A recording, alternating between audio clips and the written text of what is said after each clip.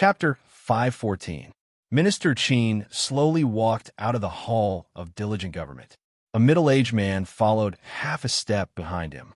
"Only 10? Isn't that too few?" Chun Chong said with a frown. This time, he represented the Chun family and a few other families. Regarding the matter of the academy's enrollment, Supervisor Li Yi could do whatever he wanted, but His Majesty had to give them an explanation. The extra 10 places were an explanation. All the officials and nobles in the court add up to only 34 people. 10 is not a small number. Minister Qin shook his head and asked, "How is His Highness these days?" "I just saw him yesterday," Chun Chong said. "His Highness's body is recovering well, and his personality seems to have changed a lot. According to the two eunuchs, His Highness has spent most of his time reading. When he learned about the matter of the academy, he did not have much of a reaction. His Highness has finally grown up, but it's still a bit too late." Qin Xiang sighed and said in his heart. The expression on his face was somewhat gratified, but it was more of a pity. He had never thought that the king of Shu would be a wise ruler, but he did not expect him to be so useless. Now that the Qin family was tied to the king of Shu, even he was powerless to change anything. But during this period of time, the direction of the court had begun to change. His Majesty seemed to have no intention of making the king of Shu the heir apparent. The family of generals had always been the emperor's most loyal supporters. Now, even many of the court officials who were originally inclined to the king of Shu had left them. Sometimes he also wondered when the king of Shu had gradually fallen from having the upper hand to this state. Suddenly, as if sensing something, Minister Qin raised his head and saw a young man being led by two eunuchs toward the hall of diligent government. Seeing that figure, Chun Chong's expression darkened, and a fierce light quickly appeared in his eyes. In the hall of diligent government, Emperor Jing casually threw a memorial to the side and asked, "It will be August soon. If I remember correctly, Imingzu should be 18, right?" Chong stood behind him and replied, "Yes, it has been 18 years. These people are even more anxious than I am." Emperor Jing shook his head and said, "However, this matter can't be delayed any longer. Let me ask Mingzu first. An unmarried princess at the age of 18 would become a joke to the world. How could a dignified princess of a country not be able to get married? What has Mingzu been doing these 2 days?" Emperor Jing picked up another memorial, flipped through it, and suddenly asked, "The princess has been going to the Imperial Physician Bureau for the past 2 days." Changde thought for a moment and added, "His Highness also questioned the midwives in the palace a few times. It seems that the Empress also participated in what the princess did." Imperial Physician Bureau. Midwife? Emperor Jing looked confused.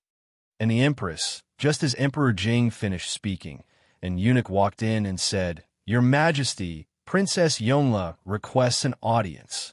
"Imperial Father, I have something to report to Imperial Father." Mingzu handed a memorial to a eunuch. Her face looked tired.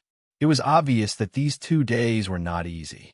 Although Mingzu was a girl, she was more concerned about the affairs of the country than the adult princes. She was also the only child who could share her worries in the affairs of the country. Seeing her serious face, Emperor Jing's expression became serious, and he said, "Bring it up." Changde walked down and took the memorial from the eunuch's hand. He respectfully handed it to Emperor Jing. The memorial was not long. Emperor Jing quickly finished reading it. He closed the memorial and took a deep breath. He stood up and looked at Mingzu. He asked, "Is this true?"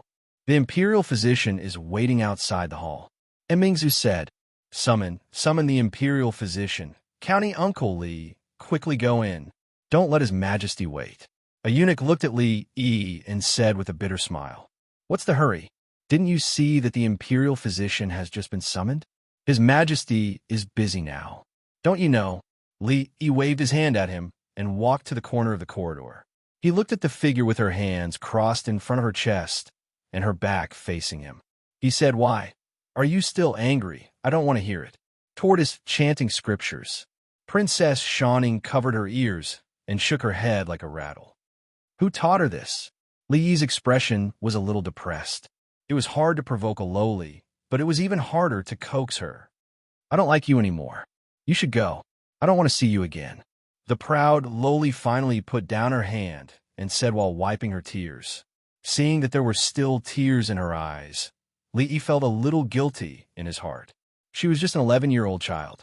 What an 11-year-old child know? She might just be gluttonous and playful.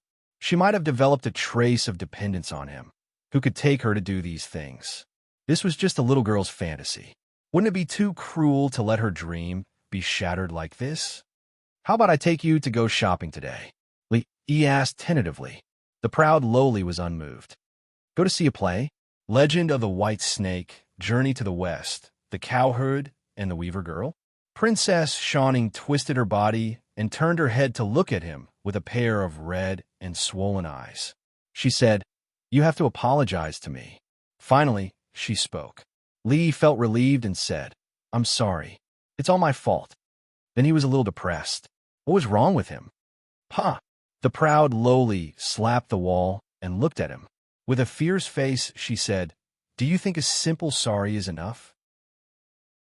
He looked at her in a daze. Could it be that all women, regardless of age, learn this trick without a teacher? He squatted down and said, "Then tell me, what do you want?" "I want Tongaloo. I want Lang. I want chocolate. I want ice cream. I want white rabbit." The proud Loli counted with her fingers and said, "Oh right, I want Barbie dolls too." He looked at her teary eyes and tried hard to recall something. He couldn't help but doubt his life. He was actually tricked by an 11-year-old girl? "Your Majesty, Her Royal Highness is not wrong at all. In our Jing kingdom, women giving birth is like walking through the gates of hell. Therefore, 3 out of 10 women die. The younger they are, the more dangerous it is. It is said in the canon of internal medicine that when a woman is 14 years old, her conception meridian will be unblocked and her Taichou meridian will flourish. That means that after a woman is 14 years old, she will have the ability to give birth. However, if she breaks her yin too early, it will hurt her blood. The best age for giving birth has to be delayed." The explanation of the imperial physician, Lu Jimin, was very thorough. However, the number on the memorial in Emperor Jing's hand was even more shocking. When a woman gave birth at the age of cardamom, there was a 40% chance that she would die. If it was delayed for a few years, it would be reduced to less than 10%. Thinking of so many innocent women dying every year in the imperial court, Emperor Jing looked at Lu Jimin and said angrily, "Since you know this, why didn't you report it earlier? What is the imperial physician doing?" The imperial physician, Lu Jimin, hurriedly bowed and said, "Your Majesty, if Her Royal Highness had not come to the imperial physician's office to investigate, I would not have realized this. I have failed in my duty. Please punish me." At this time, he could only say this. It was rare for a woman to die because of dystocia when she was in her prime. However, for various reasons, the country was always developing the population. How could they let a woman wait until she was 20 years old to get married? If he justified this, wouldn't it mean that the culprit of all this was His Majesty? 40%, 40%. Emperor Jing murmured a few words and shook his head. He said, "It's too high. Can't the imperial physician's office think of a way to reduce the casualties during childbirth?" Delaying a woman's marriage age involved too many things. It was not just a matter of an imperial edict. In contrast, Emperor Jing hoped to solve this matter from other aspects. Lu Jimin thought for a moment and said, "Can you allow me to consult County Uncle Li about this matter?" Only then did Emperor Jing remember something. He waved to a servant at the entrance of the hall and asked, "Where is Li Yi? Why hasn't he arrived yet?" "Your Majesty." The servant looked bitter and said, "County Uncle Li is coaxing Princess Shawning outside." Chapter 515. Give Birth. Li looked at Emperor Jing in surprise and shook his head repeatedly. This official doesn't know how to do this." Emperor Jing glared at him and said, "No one asked you to give birth. I ask you, is there any way to reduce the possibility of women dying from childbirth?" Li Yi thought for a moment and said, "A woman's pelvis is fully developed after the age of 20. If Your Majesty delays the age of marriage for women after the age of 20, It will naturally greatly reduce the probability of dystocia. Emperor Jing frowned slightly, and Lu Jimin showed a bitter expression.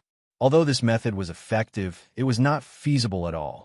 If His Majesty now decreed that women in the Jing kingdom should give birth after the age of 20, then the population of the country would definitely decline for a long time. The population was closely related to taxes, labor, and national strength. At that time, there would be no one to farm the land, and there would not be enough soldiers. How could they resist the strong enemy? A trace of disappointment appeared on Emperor Jing's face. The population was closely related to the strength of the country. Not only him, but all the civil and military officials would not agree to delay the age of marriage for women after the age of 20. This would shake the foundation of the country. He looked at the young face and finally realized that Li Yi was only 20 years old. Even though Li Yi had solved his worries many times, he was not omnipotent and did not even know about women's childbirth. Is there really no other way? Emperor Jing sighed. It was impossible to delay the age of marriage for women until the age of 20, but it was not impossible to delay it for a few years, although there would be some resistance. Since he already knew about this, he could not sit back and do nothing. Of course there is. Li Yi thought to himself. In ancient times, it's difficult to give birth at a young age is one of the main reasons. However, there are other factors as well. Malnutrition, inadequate hygiene, unprofessional midwives. There are too many reasons. Do you have gynecology and obstetrics? Do you know what obstetrics and nursing is? Do you know what midwifery is? Do you know the 200 nutritional recipes for pregnant women? You don't even know these. If this was in the future, the pregnant woman's family could kill a midwife with one punch if they dared to ask whether to save the mother or the child. Just now, he sighed in vain. Emperor Jing covered his chest, and his breathing was slightly rapid.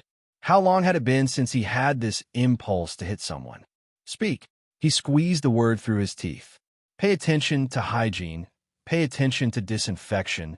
Avoid puerperal fever and umbilical cord infection. Focus on training midwives and ensure that they're certified. Crack down on illegal midwives. Set up a medical school outside the imperial physician's office and set up a gynecology and obstetrics department for in-depth study of obstetrics knowledge. Imperial physician Lu Jimin secretly noted down Li Yi's words. He already knew what disinfection was. It was also used when stitching wounds. As for training midwives, was there anyone who knew how to give birth better than them? Lu Jimin turned his head and looked at County Uncle Li, who was still talking. Yes, there is. When Lord Li said that he didn't know how to give birth, he was probably just being humble. This was also in line with Lord Li's low-key temperament. As for setting up a medical school and gynecology department outside of the Imperial Physicians Bureau, no one in the Imperial Physicians Bureau seemed to know about this. However, Lu Jimin looked at Li Xianbo again. This isn't a problem either. Jingdi's mood had calmed down, but he looked a little absent-minded. Giving birth was a process of fighting against the heavens. There were examples of concubines in the palace dying because of difficult childbirth. Even 20 years ago, the empress almost died because of this. The two princes also died shortly after birth. After 20 years, whenever he thought of these things, his heart would still feel pain. If Li had told him this 20 years ago, would those things not have happened? 20 years ago, Jing Di shook his head. 20 years ago, Li Minghan was still the young master of the Li family in the capital. Naturally, there wouldn't be Li Yi. This is all I know. Li looked at her Royal Highness and secretly gave her a look. He could only help her this much. Mingzu immediately stepped forward and said, Father, although this matter is serious, there are still many women in the world who are kept in the dark. I want to hold a banquet in the palace and invite the unmarried ladies in the capital. As women, they should know these things. Jing Di thought about it and said, You can discuss this matter with your mother. After all, it was a woman's matter. It was more appropriate for the empress and the eldest princess to come forward than for him, an emperor. It was not difficult to propose a solution. The difficult part was to implement this method and make everyone accept it. Li Yi couldn't handle this matter, so he could only hand it over to Her Royal Highness. for all the women in the world, this was a great merit. Her Royal Highness was already very famous in the capital.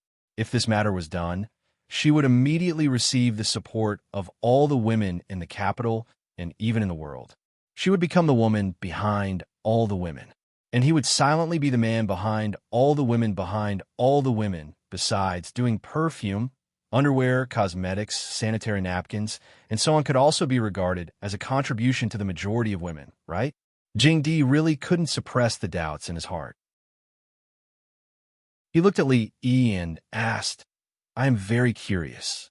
Why do you even know about women's childbirth? Li Yi thought, you don't care if I know or not. I know a lot of things. Can you know all of them? Your Majesty, this is because one year, in a bitter winter, the north wind was biting cold, and the snow blocked the mountain. A white-haired old man fell at the door of County Uncle Lee's house. According to my guess, the old man who taught County Uncle Lee medical skills should be a hidden famous doctor. He passed on cardiopulmonary resuscitation and wound suturing skills to County Uncle Lee. It's a pity that this doctor didn't leave other works. The imperial physician Liu Jimin knew this story, so he immediately said in a regretful tone. Jingdi waved his hand. He had completely understood that as long as Li Yi couldn't have children by himself, there was nothing to be surprised about. Thinking of another thing, he looked at Li Yi and said, regarding the enrollment of the college, I can't be as reckless as you. The 100 people who have been enrolled can't be changed. I gave Prime Minister Qin and the others 10 places. You find a way to arrange them. Remember, don't be so obvious in the future. Li Yi thought of the Prime Minister Qin he met outside just now. Was it this matter that he had just discussed with His Majesty in the hall? 10 places? What a big appetite. There were only 34 nobles in the capital. Yet, the King of Shu's faction wanted 10 more?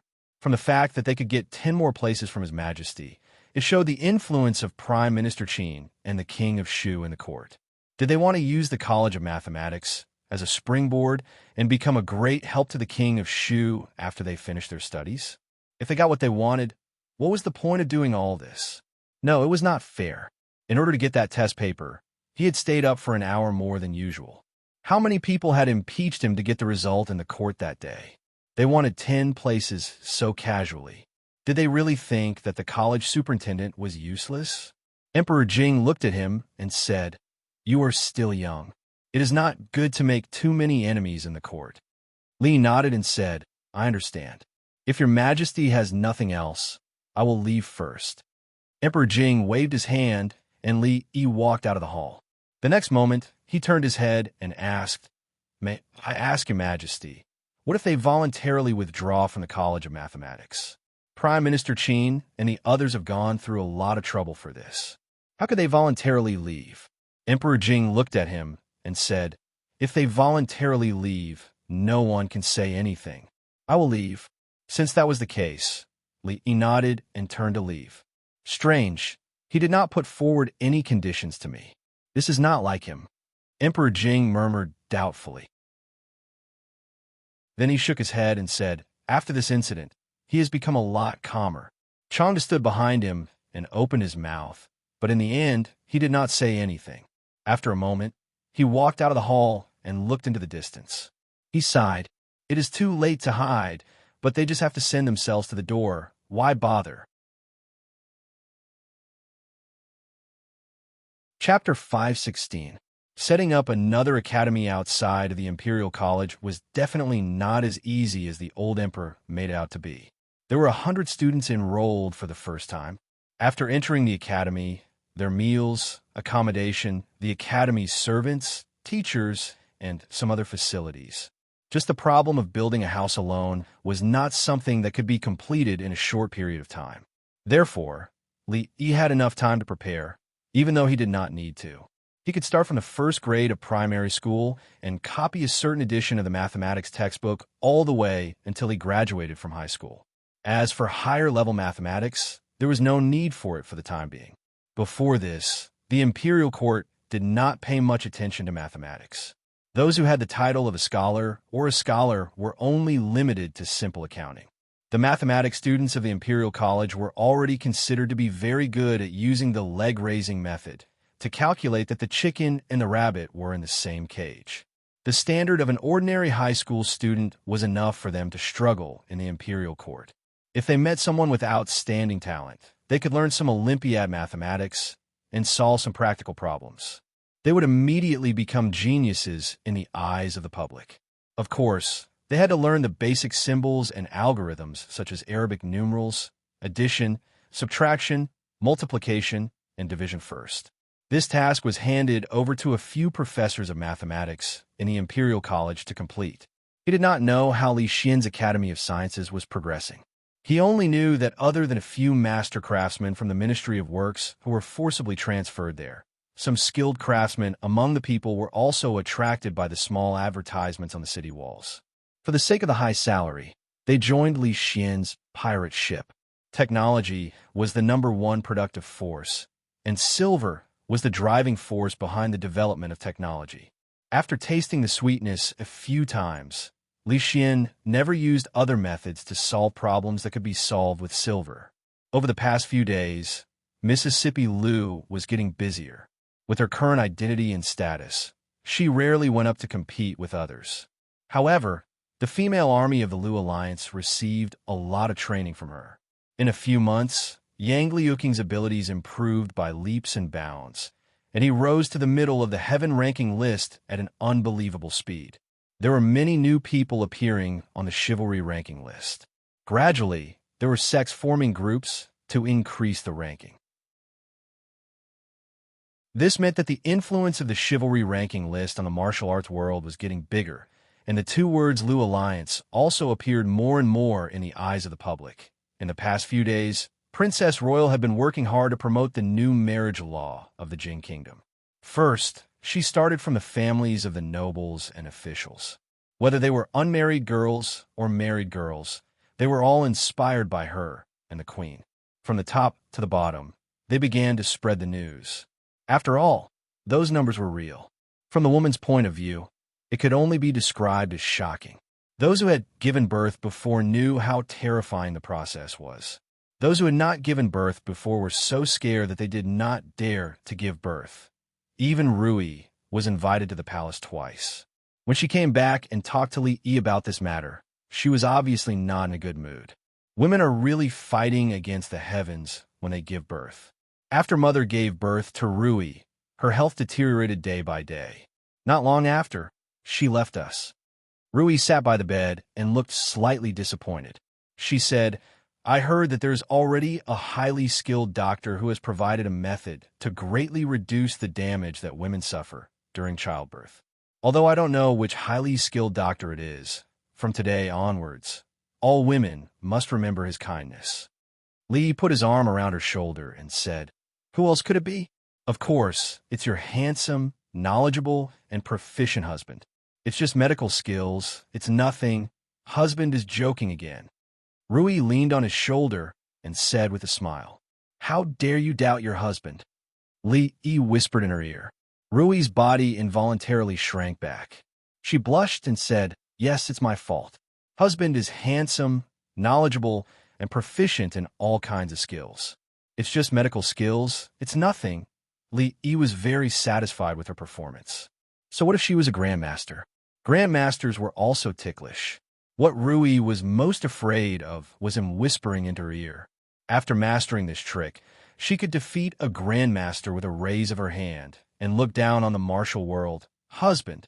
She suddenly opened her mouth, and her voice was as soft as a mosquito. "So, it's best for me to give birth in 2 years." Li Yi was still curious about why she suddenly became shy. He heard her words and said, "Yes, we can wait for 2 years.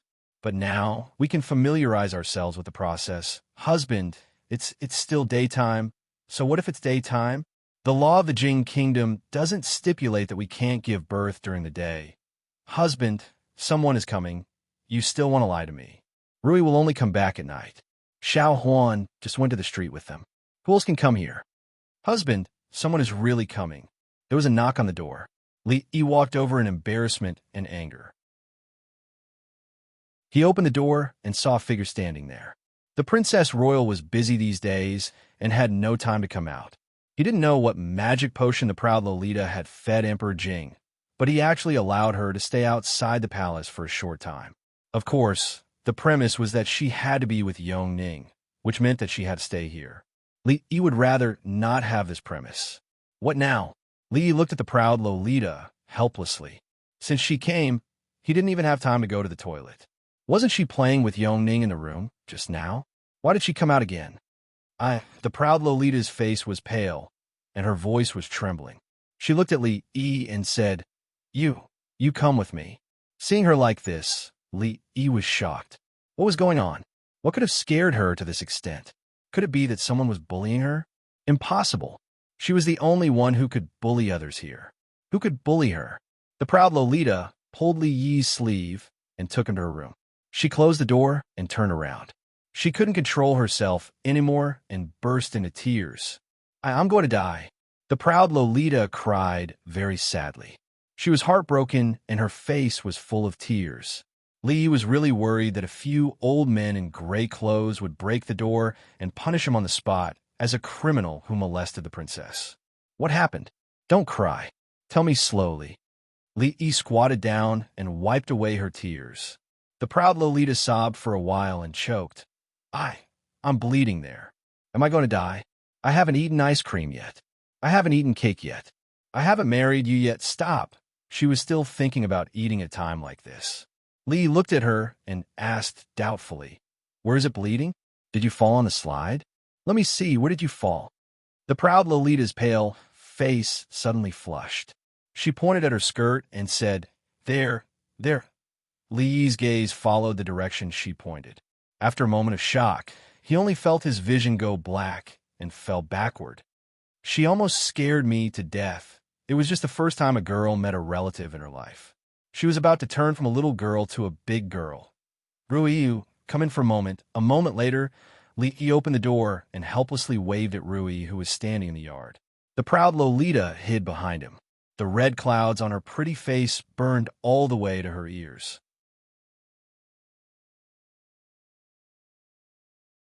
Chapter 517. It was not surprising that girls in this era lacked certain aspects of education. In fact, even after thousands of years, this aspect was still a taboo for children that could not be easily touched. Li just told the proud Lolita that this was something that a girl must experience in her life and would not die. He didn't tell her more details. He didn't have the idea of universal education for children in the Jin Kingdom. It should be known that this was also a controversial issue in the 21st century. Universal sex education here, unless you plan to be the enemy of the whole world. Even when the princess called for women to delay the marriage age for 3 years, countless old stubborn people opposed it. Tell the children how they were born. Even the coffins of those dead, old stubborn people would not be able to hold them down. However, after such a thing happened, the proud Lolita had to go back to the palace, which made Li Yi feel relieved. Finally, he could get rid of this little witch and have a few days of peace, so he had time to pay attention to some other things. Miss Zheng's underwear seemed to have made a lot of progress, but unfortunately, she didn't let him see it. She didn't let him see it when she was wearing it or when she was taking it off. Li Yi went to her room twice, but he didn't even enter her door. He didn't know what sin he had committed in his previous life to meet such an employee who was even more arrogant than the boss. Anyway, he didn't plan to show himself in this business. If the matter of a dignified county uncle selling women's underwear was spread out, he wouldn't be able to stay in the capital in the future. On the other hand, everything was going smoothly at the brothel. Old Man Sun seemed to be radiating the second spring of his life. He was full of energy and could not be stopped. Even Li Yi was afraid to look at him.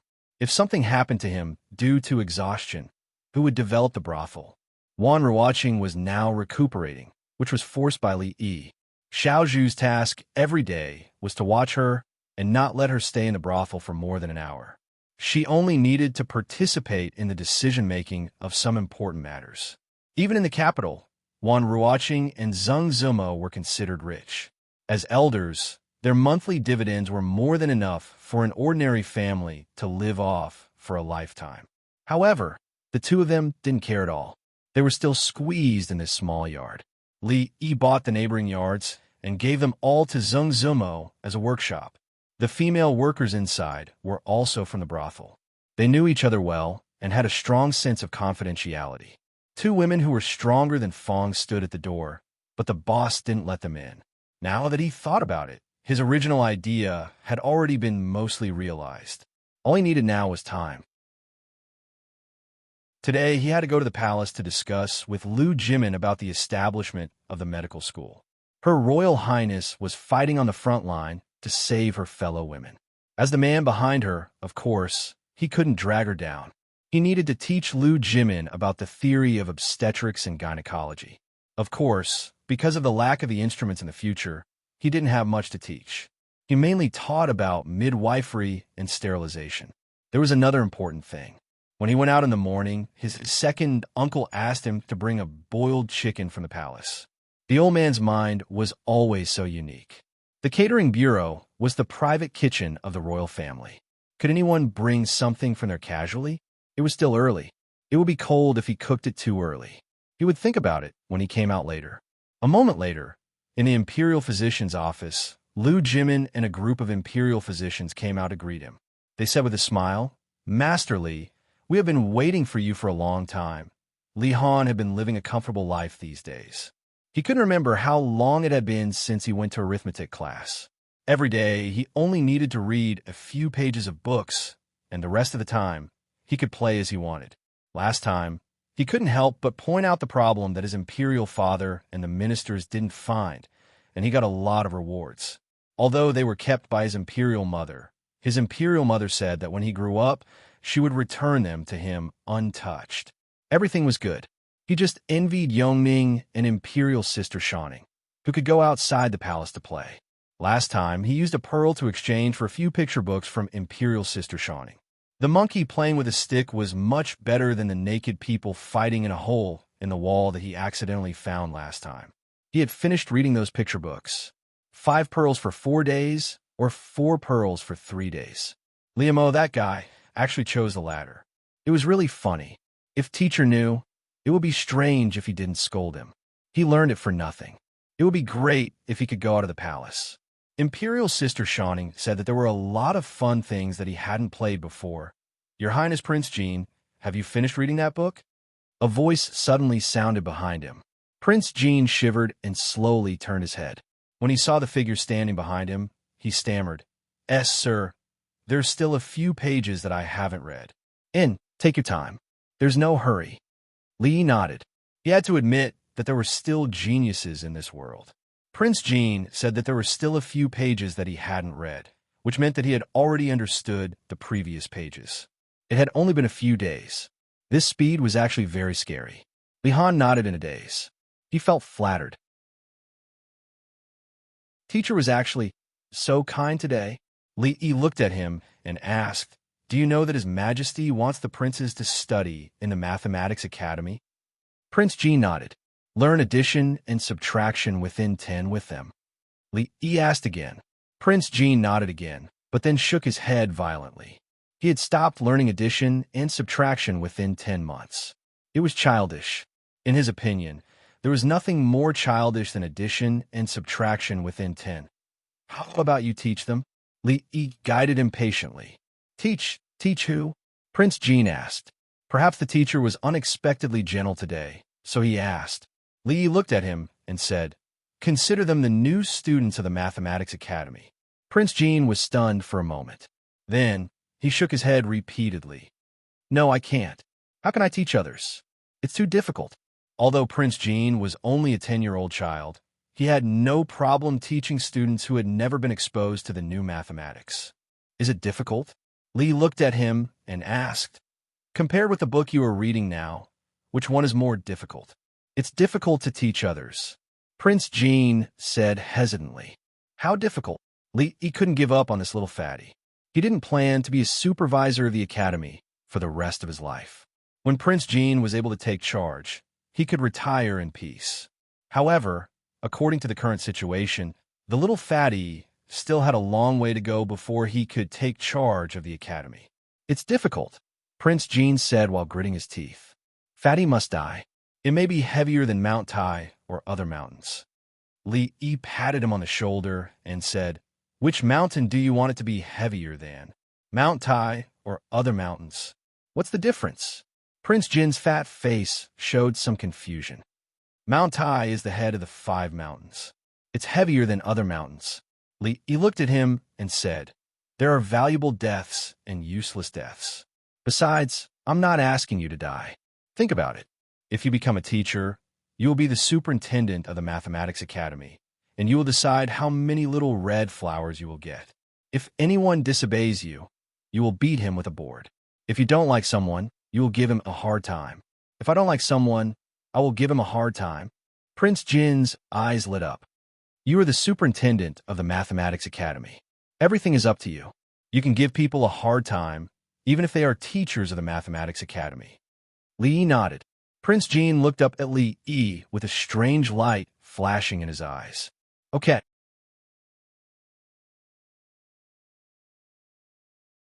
Chapter 518.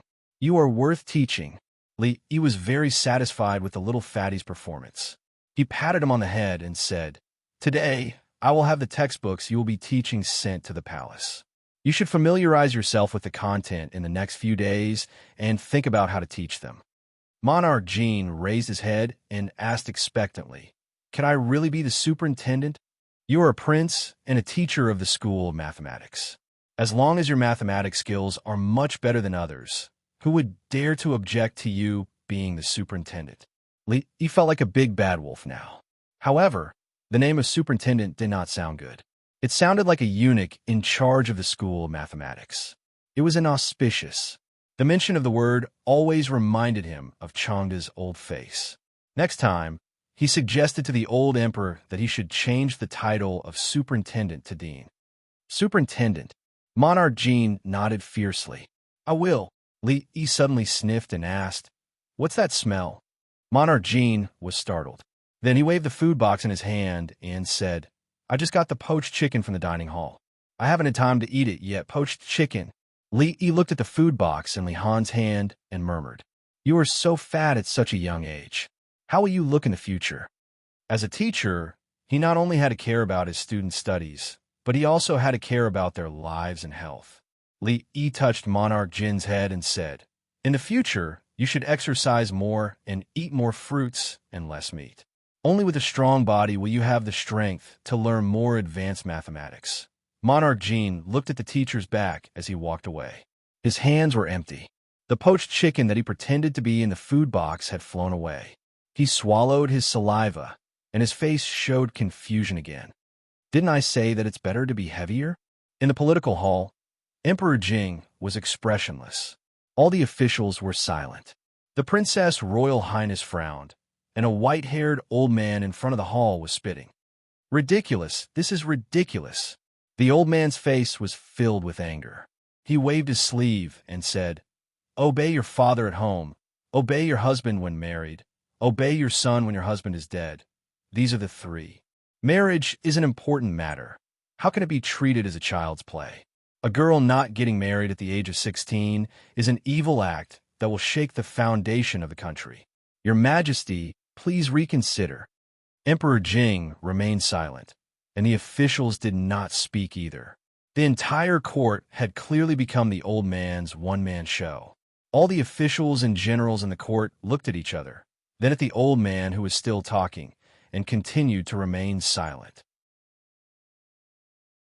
The Empress and Her Royal Highness the eldest princess asked for permission for the women to delay the age of marriage until after the age of 16. They also urged the Imperial Physician Bureau to do many things to reduce the possibility of a woman dying from a difficult birth. This matter had already spread throughout the entire capital. From the noble ladies to the common women, there was no one who was not grateful. Her Royal Highness the eldest princess had an unparalleled reputation among the women of the capital. Even they shuddered when they saw the statistics. Women giving birth was the gate of death. This was a well-known fact. However, no one had thought that the crux of the matter was the age of childbirth. The population was important, but this matter involved the Empress and the eldest princess. Even the Emperor seemed to have a tacit attitude, other than those highly respected scholars who dared to say anything. Besides, who didn't have a girl in their family? One wrong word, and the women in the family would probably rebel, shaking the foundation of the country. Isn't great scholar Han being too alarmist? Emingzu looked at the old man and said in a cold voice, when a woman gets married at the age of 13, 3 or 4 out of 10 will die from a difficult birth. If it is delayed by 3 years, it will be reduced to less than 10%. If it is supplemented by the scientific midwifery methods of the Imperial Physician Bureau, it will be even lower. If this is carried out, how many less women will there be in the world? Besides, after this is carried out, it can also encourage women of the right age to have more children. The court will give additional subsidies to increase the population. How can this shake the foundation of the country? Because she knew that this matter would encounter a lot of resistance, Emingzu had already made preparations before entering the court. If something goes wrong without confirmation, who can bear the responsibility? Great Scholar Han faced Emperor Jing and said loudly, "Women are not allowed to participate in politics. This is an ancestral rule. How can women talk nonsense in the court?" Mingzhu's expression gradually turned cold. She asked, "Great Scholar Han, do you want to disregard the lives of the young women of the Jing kingdom?" The old man said passionately, "Men are the masters and women are the assistants. It is the duty of a woman to bear children for her husband and carry on the family line for her husband. The royal family should set an example for the world. Why is Her Royal Highness unmarried at the age of 18? Is this the example of the royal family?" One was the eldest princess of the court, and the other was a famous scholar. The two of them opposed each other fiercely and did not give in to each other. The court officials looked at each other. Although the princess was a woman, she did not lose to a man in terms of toughness. Great Scholar Han was also famous for being stubborn. He had repeatedly obstructed the emperor's new policies. Even the two prime ministers lowered their heads and did not speak. There was no one else who dared to reprimand the royal family in the court like this except for him. "Are you saying that I, a woman, was born to be a tool to carry on the family line, and a woman's life is not important?" Mingzhu's eyes flashed coldly as she looked at the old man and asked. The old man said righteously, "For the sake of the country, what's wrong with making some sacrifices? Old thing, say one more word." Under the gaze of Emperor Jing and the officials, the eldest princess pointed at Great Scholar Han's nose and said something that made everyone dumbfounded. Great Scholar Han's face was pale, and his lips were trembling. As a great scholar, he was called an old thing by a princess in front of the emperor and the court officials. Among the great scholars of the Jing kingdom, besides him, who else had such treatment? As a princess, how can you say such filthy words? His body was trembling, and his voice was also trembling. Her Highness did not say a word and walked straight to Great Scholar Han's side. Emperor Jing's expression suddenly changed, and he said, Quickly stop Emingzu." By the time they realized that something was wrong, the guards had already come in from outside the door. Everyone knew Her Highness's temper. Although she was usually gentle and humble, if she was really angry, it was possible that she would kill Great Scholar Han with a sword in the court. Fortunately, weapons were not allowed in the Golden Hall. A guard stood in front of Emingzu and said in panic, "Your Highness, you can't." Then he stopped in his tracks, as if he remembered something, and looked at the saber at his waist. Coincidentally, Emingzu also looked in that direction. Swoosh! A silver stripe flashed, and the court officials only saw a bright light in front of them. Great Scholar Han fell to the ground on his butt. His hair was messy, and his bun was untied. His white hair danced in the air.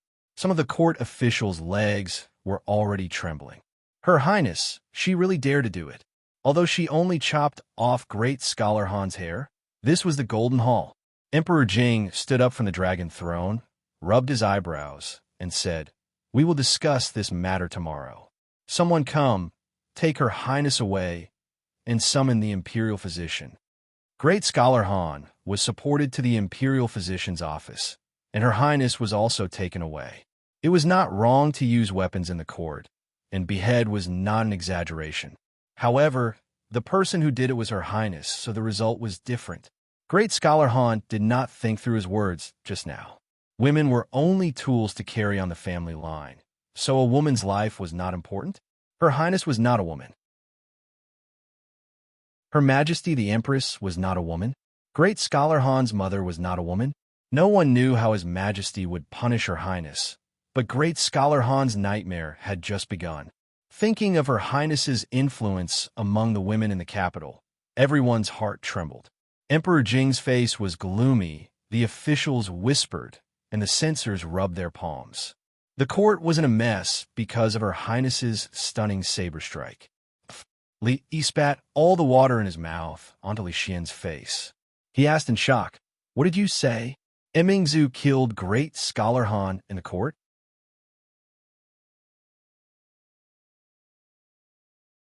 Chapter 519. I didn't chop him to death. Li Xian shook his head and said, "It's just a rumor. I didn't see it with my own eyes. It said that Great Scholar Han dodged quickly and only cut off some of his hair. He was not injured, but he was scared. I heard that he peed his pants, dodged quickly." Li Yi shook his head. If Emingzu really wanted to chop an old man who couldn't even walk properly, how could he dodge it? He looked at Li Xian again and asked, "Is he really a great scholar to say that in front of so many officials?" Li Xian thought about it and said, "Great Confucian Han has some knowledge, but he's very stubborn and inflexible. He's conservative and has criticized Uncle Huang's decrees many times. Although it was proven that he was wrong in the end, this bad habit of his never changed. But this time, he obviously chose the wrong person. You don't know that when King of Shu and several princes were young, they secretly cut off a strand of Mingzhu's hair. She broke two of King of Shu's ribs in front of concubine Shui.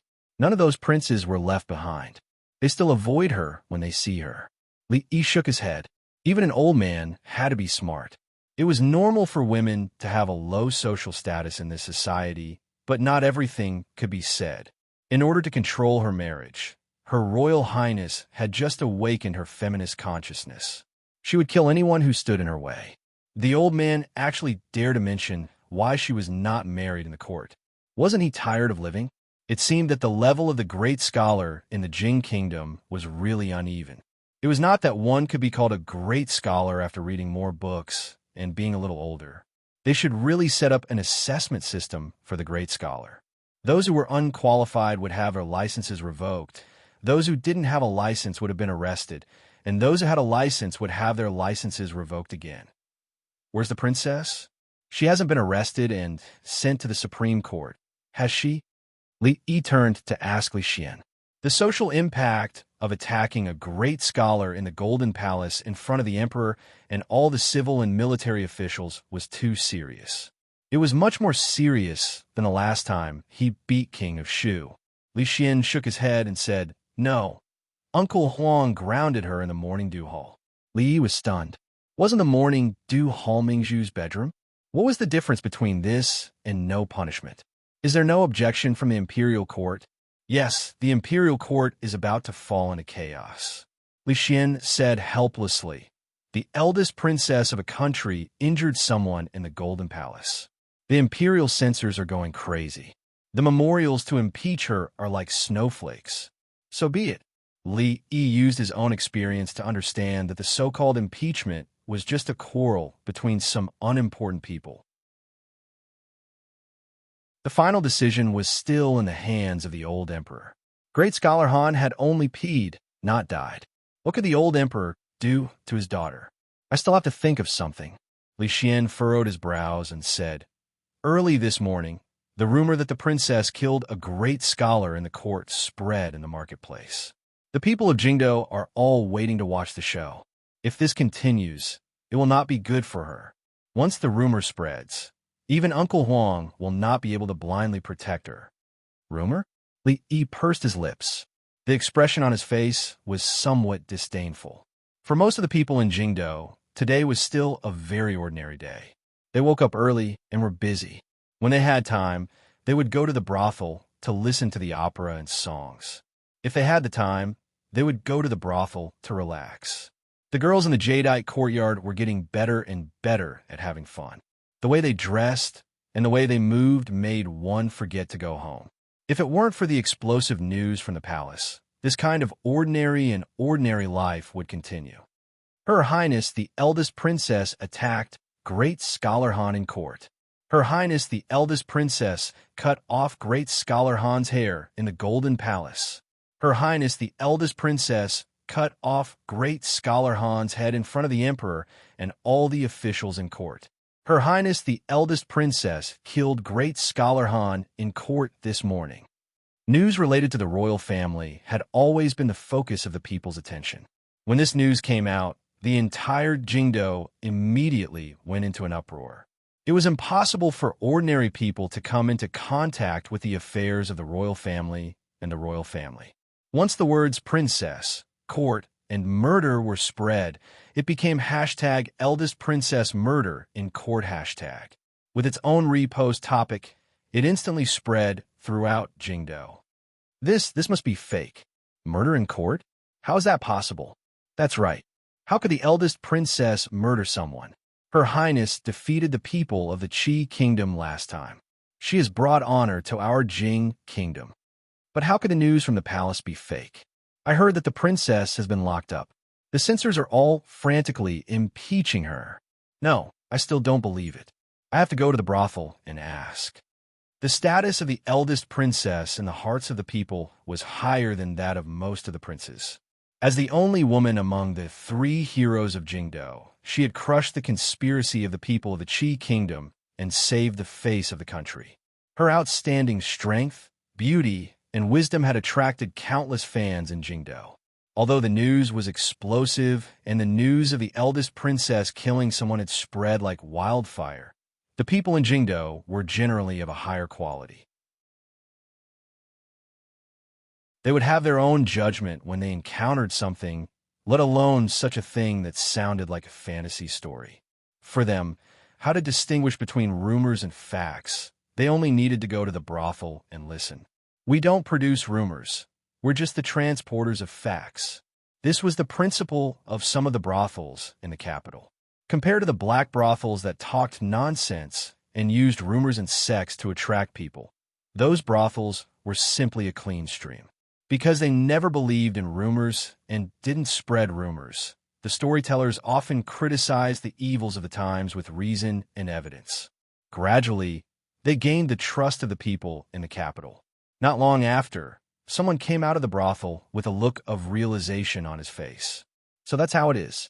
Great Scholar Han didn't die. He just wet his pants out of fear. Her Highness did use a knife, but if she was a woman, she probably couldn't help but hack that so-called great scholar to death, right? No matter what, it is taboo to use weapons in the court. Her Highness is in big trouble this time. Rumors were rumors after all. Some people came out of the brothel, and at the same time, some people learned the truth from other channels. Great scholar? How dare he say such things? Her Majesty the Empress is also a woman, and so is Great Scholar Han's mother. Does he have the guts to say such things in front of them? A tea seller on the street shook his head and said, "Damn it, Her Majesty the Divine Empress is also a woman. How dare that Han insult Her Majesty?" On the street, a young man in ragged clothes, but with a sharp gaze, cursed in a low voice. Why do I feel that he is right? What are women for if they don't bear children?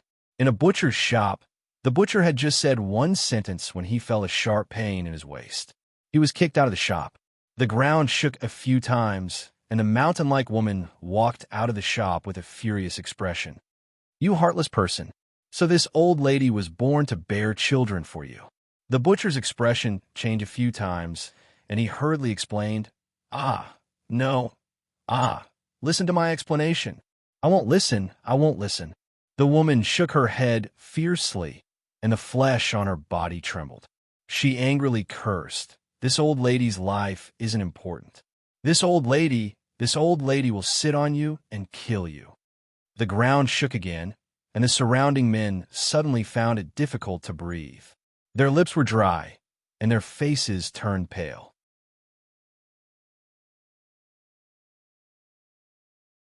Chapter 520. Tell me, how could Her Royal Highness kill people? Is she still a woman? The hunchbacked old woman walked along the wall with a basket in her hand. She shook her head and sighed. She had just heard the news when she was buying groceries. She heard that people's heads were chopped off and rolled a few feet away. Even Qin Xiang's face was covered in blood. It was scary just thinking about it. When she walked to a certain place, she was blocked by the crowd. She saw a group of young girls gathered around the wall. They stuck their heads out and chattered about something. "What's going on?" The old woman pulled a young woman and asked. "It's Grandma's son." The young woman looked inside and said, "It's the government's notice. It says that it's best for us women to have children after the age of 16. Otherwise, it's easy to have a difficult birth. I heard that 3 out of 10 women who have children at the age of 13 or 14 don't survive." The woman touched her chest and said with lingering fear, "Isn't that right? I remember when I gave birth to our Ming. I was only 14. I was half a step into the gates of hell. It wasn't easy to save my life, and I was sick for half a year. Look at that girl from the Chun family. She only got married at 18 and only gave birth 3 years after she got married. She was laughed at because of this, but other people can walk the next day after giving birth. Her Royal Highness is still the best. She spoke for us women. She said that we can only get married after the age of 16 so that we can have a good birth. She also asked the imperial doctor to help us think of a way. In the future, it won't be so scary to have children. Unlike that guy surnamed Han. He said that the role of us women is to give birth to children. Her Royal Highness was so angry that she took a knife to scare him. She was even locked up by His Majesty. Tell me, why is there no reason for us women in this world?" She wanted to say something more, but was pulled by the people next to her. A woman came over and whispered, "Don't talk too much, Grandma's son. Grandma's son's 13-year-old daughter died a few days ago due to a difficult birth." The woman's expression changed, and she didn't dare to speak anymore. The old woman stood there in a daze. The basket in her hand fell to the ground. After a moment, a cry suddenly came from the crowd. "My poor Lian, my Xiao Feng just got pregnant a few days ago. She's only 13. At the edge of the crowd, another woman's expression changed. For the men of the capital, today was destined to be an unforgettable day. He did not know why his wife, who is usually gentle and virtuous, had a sorrowful expression on her face today. She did not speak much. She was usually irritable and easily angered, but today she became even more severe. If she did something wrong, she would be reprimanded, and if it was serious, she would be beaten and scolded. Rumor had it that Butcher Zhang, who lived in the east of the city, was straddled by his fierce wife on the street. Butcher Zhang's wife was even sturdier than his family's pigs. Rumor had it that old Zhang fainted on the spot and was now clamoring to divorce his wife. Also, when a group of women walked past the door just now, the old woman who was walking in front was crying and saying something like, "Old thief Han, give me back my daughter." Those women were all panting with rage, and they didn't look like they were easy to deal with. What were they doing? Could it be that old thief Han had defiled this old woman's daughter, and she was going to go to his door to seek justice? This was really going to be a good show to watch. Thus, many people walked out of their homes and followed those women. In the indoor playground of the Li residence, Fong was bare-chested, and with one hand, he was rocking the improved rocking car. His face was not red, and he was not panting. The palace guard outside the door stared at him with his eyes wide open. He had tried that thing before, and it required 2 hands to swing it with great difficulty. It didn't take long before he couldn't stand it anymore, but this man, this arm strength, if he were to hit him with a punch, even a black bear would die. Fong had been rocking the rocking car with one hand for almost an hour. This was his daily homework. Even if the little girl wasn't here, he could casually throw a heavy object on the car, and he would be rocking it for several hours. At this moment, the expression on his face was somewhat gloomy. His wife, old Sue's wife, and a few others went to the streets to buy jewelry, and when they came back, it was as if they had changed into different people. The way they looked at him was a little strange. If he hadn't sneaked away early, he would have been chased out of the house by his wife with a broom in hand, just like old Sue. Could it be that she found out that I hid some money to buy bracelets for Little Red? Just as Fong was panicking, a few servant girls in the residence also gathered together and whispered, "I heard that women can only have children after the age of 16. Is that true?" A servant girl gossiped. Another servant girl curled her lips and said, "Nonsense. I have a distant cousin who got married at the age of 13 and gave birth a few months later. Is it okay? I heard that it's not good for women to have children too early, and it's easy for them to suffer from chronic diseases," a servant girl said. That servant girl shook her head and said, "The chronic diseases didn't. It's just that she died because of a difficult birth." Xiao Huan hid behind them with a pale face. Hearing this, she couldn't listen anymore. She coughed lightly and said, "What are you all doing here? Hurry up and go to work. If you continue to be lazy, your pay will be deducted." The servant girls were already familiar with this lady's servant girl and knew that she was just scaring them. Xiao Qing, who was bold, went over and whispered, "Sister Xiao Huan, when do you think our Lord Zhu will take you in as a concubine?" "What are you talking about?" Xiao Huan's pretty face blushed. She grabbed the corner of her clothes and said shyly, I will only be 16 in a few months." Her Royal Highness was grounded in the Morning Dew Hall and couldn't step out of the hall. Li Yi stood at the door of the Morning Dew Hall. When he was about to enter, he was stopped by the guards at the door. "Apologies, County Uncle Li. Her Royal Highness is still grounded. No one can enter." The guard's attitude towards him was still very good. "Can't you make an exception?" He took out the Secret Intelligence Division sign and said, "Apologies, sir. This subordinate really can't let you in." The guard smiled bitterly. "All right then." He waved his hand. He was only a small guard and considered his subordinate. It was better not to make things difficult for him. Not long after, the guard's expression was troubled. "Princess, Her Royal Highness," the proud Lolita raised her little face and said, "I can't go in." "Yes." The guard weighed in his heart whether he could afford to offend this young lady or not. In the next moment, he immediately nodded. His Majesty only grounded the eldest princess. He didn't say that others couldn't visit. In principle, even if he let Princess Shawning in, it wouldn't be disobeying orders. As soon as he turned around, he saw Li Yi, who had his arms crossed and was looking at him with a mocking expression. "Grounded?" Li Yi looked at the guard. "No one can go in?" The guard's face was full of embarrassment. Seeing that Li Yi had already walked into the hall, he hurriedly said, Sir, you can't take this wine in." "Is this wine?" Li Yi glanced at him and said, "This is a new perfume. It's for Her Royal Highness to try." The guard watched him walk in, and his expression became even more bitter. With such a prodigal woman at home, when would she release a new perfume? What flavor it would be, how much it would cost, and how much he could save from the membership price. Didn't he know? Besides, who would use a wine jar to contain perfume? To say the least, he was carrying something wrapped in lotus leaves in his other hand. The fragrance could be smelled from afar. Who would dare to say that it wasn't the beggar's chicken that was popular in the capital a few days ago? In the spacious courtyard of the rear hall of the Morning Dew Hall, Princess Royal Highness was dressed in a slim suit, which undoubtedly revealed her exquisite figure. Even Li Yi couldn't see the sword dance in her hand. Her movements were smooth and casual, and she didn't seem to be grounded at all. Seeing Li Yi come in, she put down her sword and walked straight over. She took the wine jar in his hand, opened it, and raised her head to drink it. It's not easy to take egg fried rice. Just make do with it. Li Yi tore off a chicken leg and handed it to her. The other one had already been snatched by the proud Lolita. Since she learned from Li Yi that she wouldn't get fat no matter how much she ate these days, her mouth was rarely idle.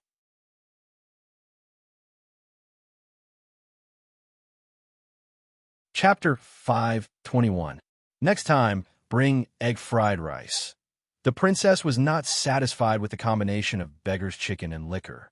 She raised her head and took another sip, then tilted her head and said to Li Yi, "There won't be a next time," Li Yi thought to himself. "What kind of taste is egg fried rice and liquor?" He wiped the grease off his hands and said, "Scholar Han fell ill, not because of you, but because of anger. Yesterday afternoon, nearly 100 women blocked the gate of Han's house. The leading old woman said that Scholar Han killed her daughter and sat on the threshold of Han's house and cried for 2 hours. Everyone in the capital knew about it. After what happened in the court spread, the gate of Han's house was splashed with feces, and the wall was painted with Old Thief Han and Traitor of the Nation, disregarding the lives of women. This alone can make his reputation plummet, and even his students have nothing to do with him. If it weren't for the intervention of the government, I'm afraid that even the gate of Han's house would have been torn down. Scholar Han fell ill last night. I heard that he almost couldn't breathe. The name of Old Thief Han has been confirmed. Now all the women in the capital are trying to ask His Majesty to pardon you. Li Yi told Imingzu all the development from yesterday to today. The whole capital, from the government to the people, saw the power of women for the first time. It turned out that they were not as weak as they looked on the surface, and they also had the ability to stir up a storm. Li Yi did not expect this matter to have such a dramatic development. In fact, the brothel only told the people the truth. There was no embellishment, nor any artistic manipulation. The biggest effect was to let the people know the truth in the shortest time possible. Splashing feces at the door and spraying paint on the wall. Who came up with this idea? They didn't even need to be taught. Women had always been a weak group and were bound by women's morality. Not to mention marriage, many people didn't even have freedom. Of course, there were some fierce women, but in general, it was a fact that women were weak. And this was also a tradition for thousands of years. It was determined by productivity. Men were noble, and women had to lower their heads and serve their husbands and children for a lifetime. Perhaps even most women themselves thought so. This concept had not been completely reversed even in the later generations where men and women were equal. However, where there was oppression, there would be resistance. Especially after being oppressed for a long time, when the resistance came, it would be especially intense. It wasn't easy for someone to stand up for women. All the women had been hoping that the princess would really do something for them. After being stirred up by great Scholar Han, everyone's anger erupted. Hundreds and thousands of years of repression erupted, and something called women's rights began to awaken. Now that things had developed to this point, it was no longer just a matter of early marriage. Mingzu put down the wine jar and wiped her mouth in a magnanimous manner. Having such a stubborn old man in the imperial court will only bring more harm than good.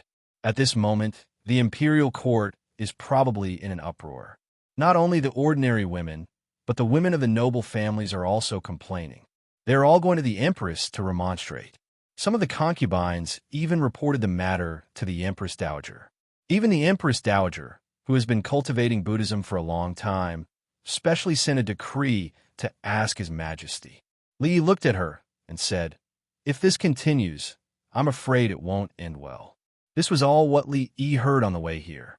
It was already a big matter to use a knife against an official in the imperial court, and it involved the eldest princess. Coupled with the chaos of the Han family yesterday, it would be a wonder if the imperial court was peaceful today. Did you really not do what happened to the Han family? The eldest princess glanced at him and said. Li Yi was stunned for a moment and said angrily, "Do I look like that kind of person? It doesn't matter. I'm not blaming you." Her Highness patted his shoulder and said, "It's all that Han guy's fault." Thank you. Li's guess was right. Today, the imperial court was indeed not peaceful. It was not only Emperor Jing who had a headache. Now that things had developed to this point, the officials also felt a headache. In just one day, the entire capital was in chaos. Rumors were everywhere, and the people were angry. How His Majesty punished the eldest princess was no longer the important point. The important point was that if this went on, something big would happen. An old man held a ceremonial tablet and said righteously, "Your Majesty, the eldest princess has no regard for the law. In the imperial court, she publicly committed violence and assassinated an official in front of the civil and military officials and His Majesty. This behavior is so vile that it will not appease the people if she is not severely punished." All the officials shook their heads. Even now, he was still holding on to this matter. Did this old man not understand the situation? Great Scholar Han had already been cursed by the people. The problem now was not how to punish the eldest princess, but how to appease the people's anger. Great scholar Han's words yesterday had completely pushed the imperial court to the opposite side of the people. The purpose of women's existence was to give birth. The lives of women were not important. Otherwise, why would the imperial court insist on early marriage and early childbirth, knowing that women could easily die from dystocia if they married early? Did the imperial court not see women as human beings? No one could take the blame for this. They could not, and His Majesty could not. Now, it was only the capital. After a few days, when the news spread to the other counties, the impact would be even greater. At that time, it would really be chaos. Didn't he see that even the imperial censors had calmed down and didn't mention the matter of the eldest princess anymore? At this delicate moment, if this old official still couldn't understand the situation, then official Han would be a good example.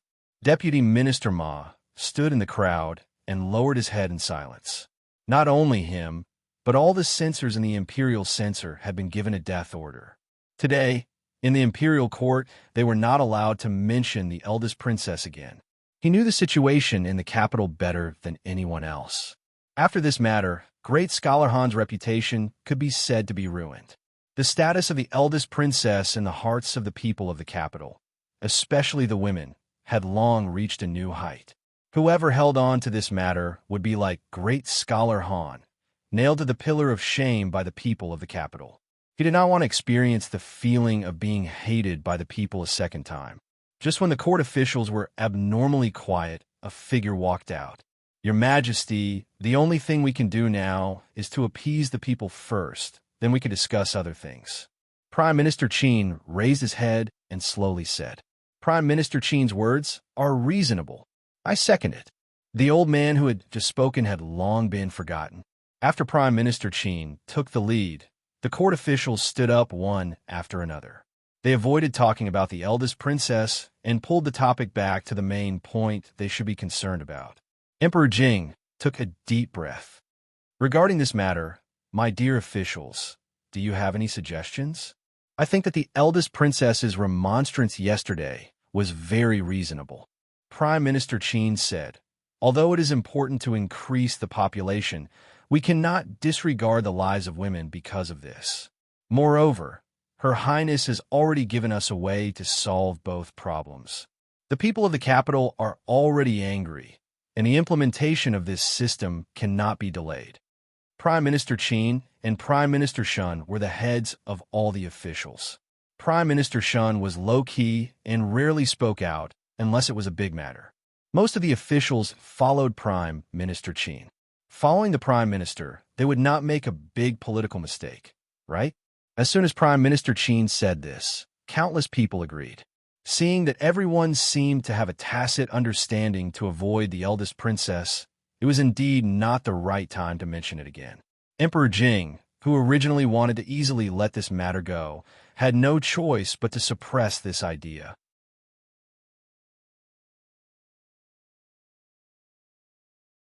Chapter 522. In a morning dew hall, when the arrogant Lolita tore off a small piece of chicken and insisted on stuffing it into Li Yi's mouth, Li Xian strode in, and his face did not look very good. "How's the situation in the court?" Li looked at him and asked. Li Xian was not surprised to see Li Yi here. He said with a slightly angry tone, "Postpone the age of marriage for women to 16 years old. Encourage women of the right age to have more children.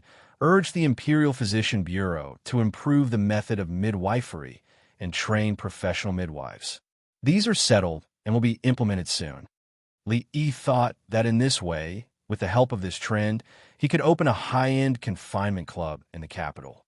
Wouldn't he make a lot of money? However, these things that Li Xian just said were what Her Royal Highness wanted to do. There was no reason for the court to implement the policy. Li Xian still had the same expression. Li Yi thought for a moment, looked at him, and asked, "The princess's house arrest," Li Xian said angrily. "No one has mentioned it for the time being. I'm afraid that when this storm is over, they will still not give up easily." Her Royal Highness took great credit for this matter. In the final analysis, It was also because of this matter that Her Royal Highness almost hacked Great Scholar Han to death in the court. It was a major event related to the people's livelihood, and it was decided in this way. However, it was a bit like burning the bridge after crossing the river. But thinking about it, it was normal. After all, Her Royal Highness was the first to hack people in the Golden Hall with a knife.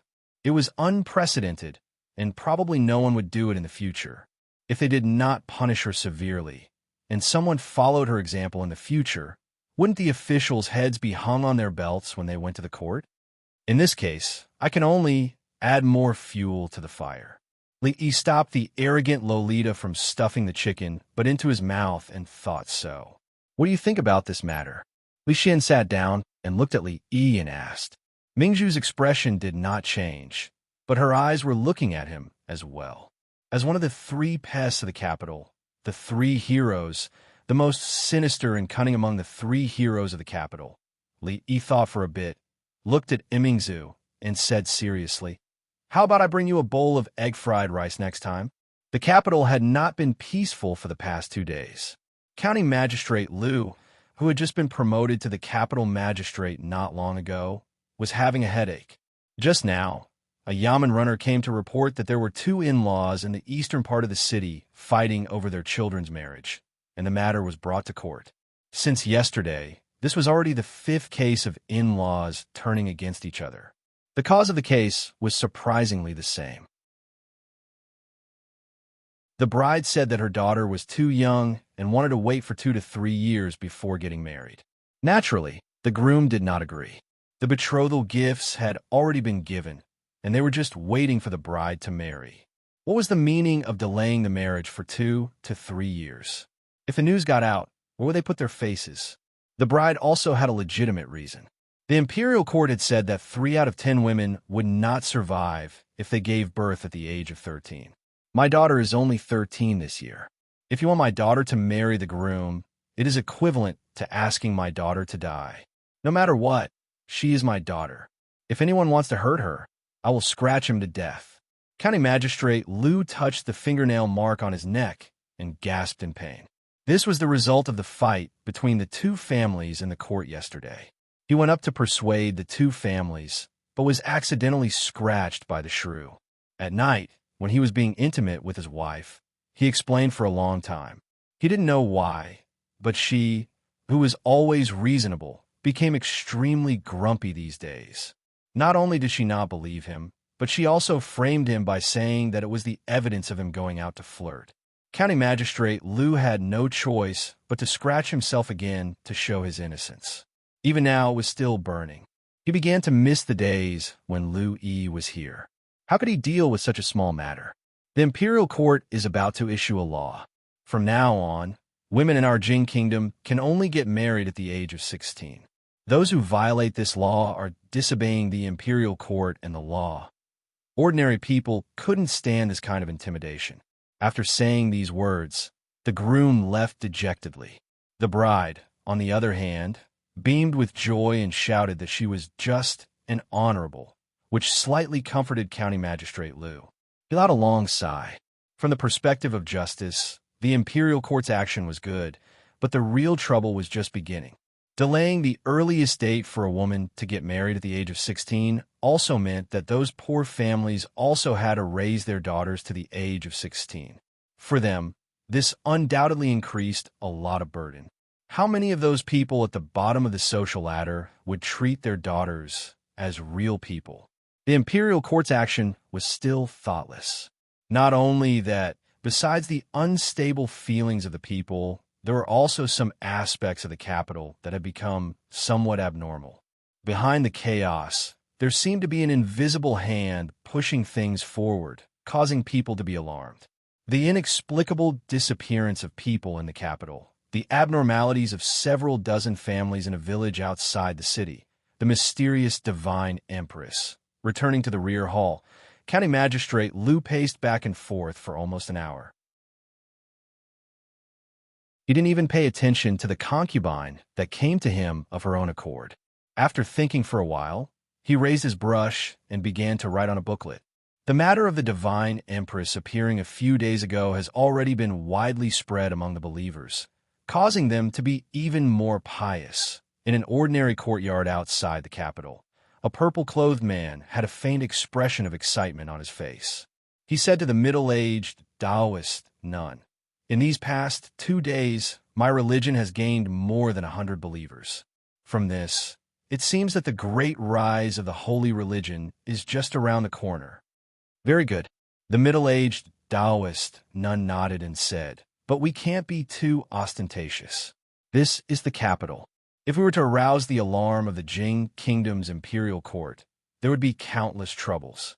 This subordinate understands." The purple-clothed man bowed and said these words. Then he thought of a certain matter and said, "Reporting to the Empress, this subordinate has discovered a disciple that has recently entered the religion. His ability is extremely outstanding. Half of the newly increased believers are due to his efforts. He is also a person who witnessed the Divine Empress's second appearance. This subordinate wishes to promote him to the position of yellow-clothed emissary. What does the Empress think? For such a small matter, you can decide for yourself. As for the assembly of heroes, continue to pay attention to it." After saying these words, the middle-aged Taoist nun floated away. The purple-clothed man bowed and said, "Respectfully sending off the Empress. I and you will share the same bed as you, and we will die in the same hole." The young imperial censor called Wan Su was humming a tune he had just learned from a brothel. As he walked into the house, he saw his wife dressed neatly and about to leave with a maid. His expression changed, and he hurriedly said, My wife, you can't continue fooling around with those people. The matters of Her Highness the Princess are none of our business." The woman opposite him waved her hand and said, "I'm not going. Rui Workshop released a new perfume today. I'm going to take a look." Wan Su heaved a sigh of relief. As long as she wasn't going to ask for advice on behalf of the princess, it was fine. If she was in a Rui Workshop to buy perfume, then he would buy it. His eyes widened. "There's a new perfume?" The young imperial censor's face revealed a sorrowful expression. His salary had just been issued this month.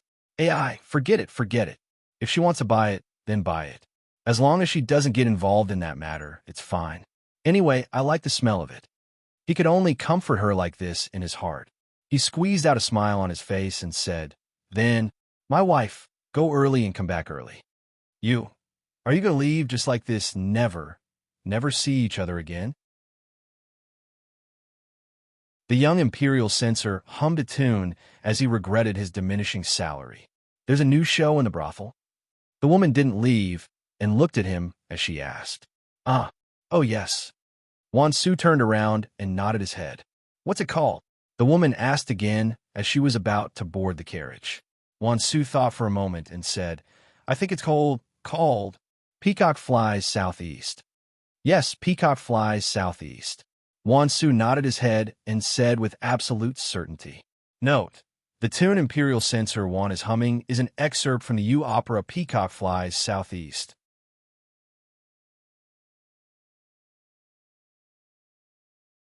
Chapter 523. Have you been to the Jade Yard recently? No, what's wrong? Is there a new girl in the Jade Yard? There's no new girl, but there are a lot of new styles. It's a pity that you didn't go. Tell me, my husband went back to his parents' home today. I'll go and have a look tonight. Tis TSK. What the girls in the Jade Yard are wearing now is called seductive. Do you know they don't wear undergarments now? That's called bras. Oh no, I have to buy some for my wife. He was a little stunned when he saw 2 young men deliberately raising their voices to discuss something on the street, attracting the attention of many people in the same field. Who hired these actors? Their acting skills were poor, exaggerated, and their lines were not deep at all. Could they be any more fake? When he was thinking about this, he saw a man suddenly came up and said in surprise, "Brother, are you talking about the most popular new underwear in the capital recently? To be honest, I also want to buy a set for my wife, but I don't know where to buy it." "Brother, I'm sure you're a kindred spirit. Then I won't hide it from you." The man who spoke just now smiled and said, "Go straight along this road, turn left at the first intersection, turn right at the second intersection, and walk for another 10 feet or so. You'll see that shop, but only women can enter that shop. Brother, remember to bring your wife. Oh, thank you, brother. Thank you, brother. Young master, what are they talking about? Xiao Huan blinked and asked. Children shouldn't ask so many questions. Let's go and watch the play. Li Yi said as he patted her head. I'm not young anymore. The servant girl lowered her head to look at herself and muttered. Then, she quickly followed after the servant girl. Seeing that more and more people gathered there, Li Yi was surprised. The underwear reform was really carried out by her, but the marketing method was a little low. Maybe she would only realize it after suffering some losses. Passing by the shop mentioned by the man just now, he saw that the line of women outside the shop was already 3 to 5 feet long. Each of them was gorgeously dressed, and they were even throwing flirtatious glances at the men passing by, constantly urging the people in front of them to hurry up. At the door of the shop stood a woman who was even stronger than Fong. She was the one who blocked him outside the workshop and refused to let him enter. Just now, she had said that she might suffer a loss. She did not expect the shop's business to be so good. Her old face was burning with pain. She pulled Xiao Huan away quickly. If she stayed for a while longer, she might enter the shop to take a look. It didn't take long for him to realize that the majority of those people were women from brothels. Women from ordinary families wouldn't be so bold as to openly buy those shameful and intimate items. The brothels probably had no choice but to improve their core competitiveness because of the Jade Yard. If they lost to others in certain aspects, as time went on, they wouldn't have enough fame, and the brothels would lose. Although the price of those small pieces of cloth was a little expensive, it couldn't stop the customers from liking them. To listen to the opera, they naturally had to listen to the most popular opera of the past few days, The Peacock Flies Southeast. The popularity of the brothel could be seen from the fact that the tickets for each show were sold out. There were a few standard brothels. Other than the ordinary shows, there was also a VIP area for women. The tickets for the VIP area were slightly more expensive, but the service was more attentive. In the summer, they provided free smoothies and cold drinks. As for the women's area, it was only recently opened. There was a difference between men and women, especially for women. They couldn't squeeze in with so many men in a crowded place. The one who first suggested this idea was Ruoqing. Among the women, there were actually quite a few who liked to listen to opera. They were more emotional, and they were more partial to operas that depicted love like The Cowherd and The Weaver Girl and The Peacock Flies Southeast. When Li Yi and Xiao Huan walked into the brothel, they saw many women with masks covering their faces coming in and out. From their clothes, they didn't look like ordinary people. Today, Rui was invited by the Crown Princess. These few days, they had a lot of gatherings. Naturally, Mississippi Lu was busy every day. Even Yongning was invited to stay in the palace for 2 days by the old emperor. In her boredom, she could only bring Xiao Huan out to watch the opera. The Peacock Flies Southeast was a recent opera. It was about the Eastern Han dynasty. The talented and beautiful Lu Lanji and Lu River's petty official Jiao Zhongqing were sincerely in love. However, her mother-in-law, Jiao Zhongqing, was not able to bear a child for 2 to 3 years. Lu Lanji resolutely asked to return. Jiao Zhongqing's pleas to her mother were in vain. The couple could only bid farewell, and both of them swore that heaven would not betray each other. After Lu Lanji returned home, her evil brother forced her to marry. Helpless, she agreed to marry the governor's son. Jiao Zhongqing rushed over when he heard the news. The couple promised to meet in the netherworld. On the day of Lanji's wedding, Lu Lanji raised her body to the pond of purity, and Jiao Zhongqing hung himself on the southeast branch. Both husband and wife died for love. Before the opera began, an old storyteller first read The Peacock Flies Southeast in a hoarse and sorrowful voice. On the day the cows and horses neighed, the bride entered the green hut. After dusk, the people settled down. My life ends today, my corpse remains. She took off her dress and shoes, raising her body to the pond of purity. When the official heard this, he knew that they would be parting for a long time. Wandering under the garden tree, hanging himself on the southeast branch, Before the opera began, Xiao Huan was already hugging Li Yi's arm and sobbing softly. Young master, Lanji is so pitiful. That old granny, why is she so bad? A good love story. Shouldn't the ending be two people getting back together again and living happily for the rest of their lives? One raised her body to the pond of purity. The other hung himself on the southeast branch. It was really pitiful. Li Yi patted the little servant girl's shoulder to comfort her. It was a little pitiful, but there was nothing he could do. If it wasn't pitiful, how could he move more people? If it wasn't pitiful, how could he cause many women to reflect on their own status and have the slightest desire to rebel against feudal ethics and feudal etiquette? If it wasn't pitiful, how could this fire burn even brighter? It was said that scholars were mostly angry youths. They dared to write anything, especially novels and plays. There was no lack of rebellious people. The scale was so big that it made people speechless. He didn't know what this nameless person was thinking. Did she think that the recent period was not too sensitive? What was her intention in writing such a thing? Was she not afraid of being checked? Was she trying to expose the man-eating nature of feudal etiquette and passionately praise Lu Lanji and Jiao Zhongqing's loyalty to love and rebellious spirit of resisting oppression? Or was she trying to express the people's passionate yearning for the freedom of love and marriage? Especially when she created Lu Lanji, a typical image of an ancient woman who had reached the peak of being loyal to her family, but could only meet a tragic end. She hinted at the tragic fate of women in feudal society. What would the women who watched the opera think? Li Yi sighed and said, "She has ulterior motives, ulterior motives."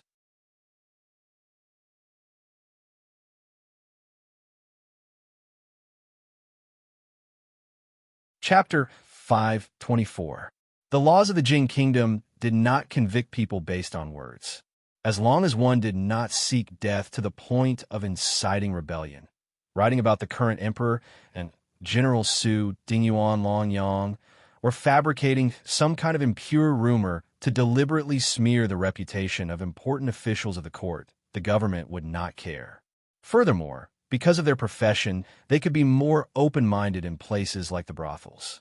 They could ridicule the imperial court or criticize the country's policies. No one would care about that.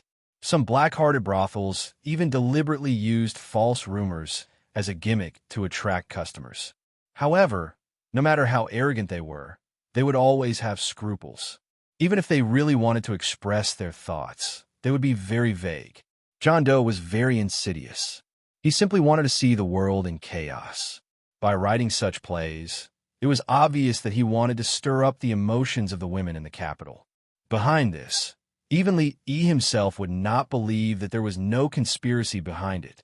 It was said that he anonymously submitted 2 plays to Old Sun yesterday.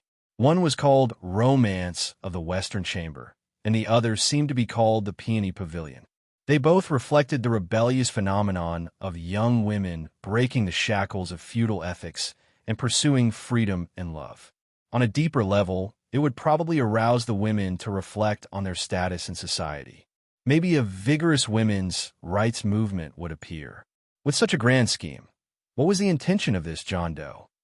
As the big boss behind the brothels, a good citizen of the Jin Kingdom, and one of the top 10 outstanding youths of the country in the second year of the Jin period, could he spread such plays that disturbed the stability of the country and destroyed the harmony of society, and let the evil plan of the John Doe succeed?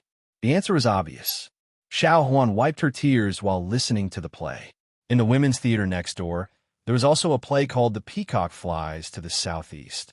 There were almost no empty seats in the hall. It was unknown how many women recalled their love that had died before it had even sprouted. Under the curtains, their eyes were already full of tears. Lu Lanji's tragic fate resonated with many people. As women, was their fate destined to be like this? Her Royal Highness was the first to stand up for women. But now, Her Royal Highness was imprisoned in the palace, and even the most basic freedom was taken away. After Her Royal Highness, who would think for women?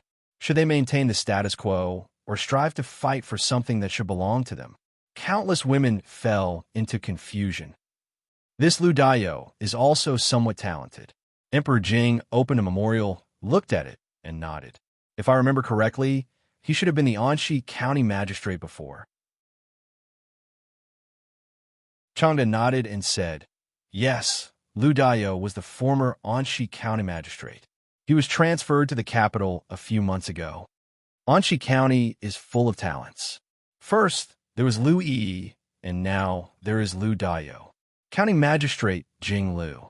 Emperor Jing boasted a little and said, the court officials are good at making decisions on important matters and overseeing the overall situation. It is inevitable that there will be omissions in these areas. Although Li Yi had long reminded me, other than him, only Lu Dayo thought of this point. So, according to what he said, this law will be enforced in Jingdo.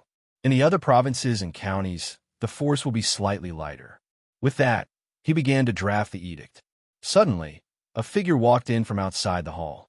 Changda opened his mouth and was about to speak, but the woman waved her hand. He immediately closed his mouth and left without a trace. Emperor Jing finished drafting the imperial edict and found that the surrounding atmosphere was a bit strange. When he looked up, he said in surprise, why is the empress here? The beautiful woman dressed in palace attire and wearing a phoenix crown looked at Emperor Jing and said directly, Your Majesty, when do you plan to release Mingzu?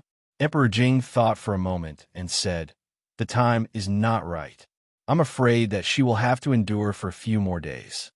The beautiful woman frowned and said, what did Mingzu do wrong? She just wanted to do something for the women of the world. Mingzu is already suffering. If your majesty makes things difficult for her, I will not agree. Emperor Jing said, when did I make things difficult for her? She is in a morning dew hall every day. She has wine to drink and meat to eat. Other than not being able to go out, her life is much better than mine. I just want to tell your majesty that if you still don't release Mingzu, your majesty will have a headache. The beautiful woman said one more sentence and then turned to leave. Emperor Jing shook his head. Of course, Mingzu had to be released, but he had to wait a few more days. When the heat of the matter died down, it would be much easier. If he brought it up now, there would probably be countless voices of opposition in the court. Your Majesty, in recent days, the public sentiment in Jingdo has become more and more serious. There are even women who have formed organizations. Although we have not seen them do anything, we cannot sit idly by. In the political hall, a supervising imperial censor was reporting the situation in Jingdo to Emperor Jing. Aren't we already preparing to issue a new law? Why is it like this? A few officials furrowed their brows and asked. The supervising imperial censor was depressed and wondered why such a situation had occurred. How would he know? He also felt that after the court issued the law, the hearts of the people in Jingdo would stabilize. Those women would certainly be grateful to the court and no longer be angry. Who would have thought that the matter was becoming more and more serious? Now, it was no longer just a problem of women. No one knew who it was, but the streets and alleys of Jingdo were covered with small notes. There were only a few short sentences on them, such as, women can hold up half the sky. Relying on a man can only be a princess. Relying on oneself can be an empress. The empress had appeared. Were they going to rebel? Of course, the empress was just a metaphor. This was not important. What was important was that Jingdo was becoming more and more chaotic. A certain man who often beat his wife was found on the street this morning.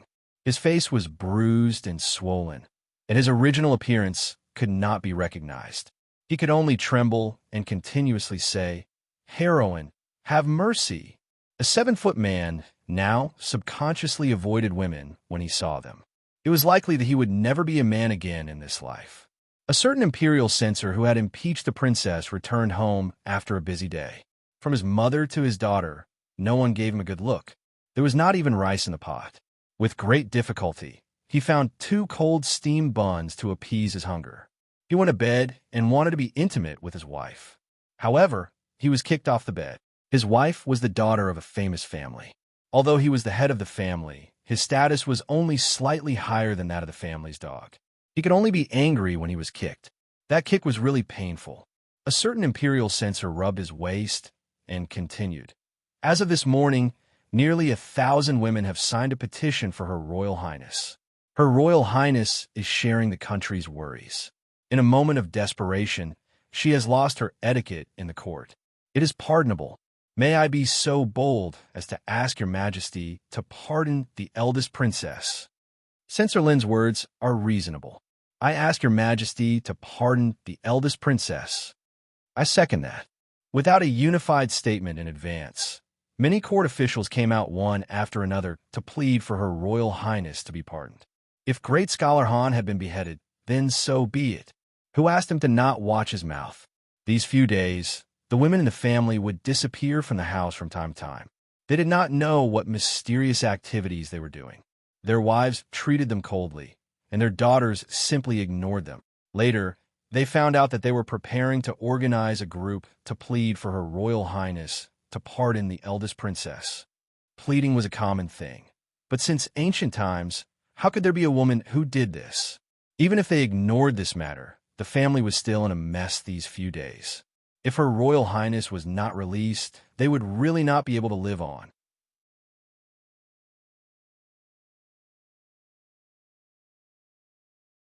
Chapter 525. Pardon the eldest princess? Emperor Jing looked at the officials below and said, although Imingzu is the eldest princess, she committed murder in the Golden Palace.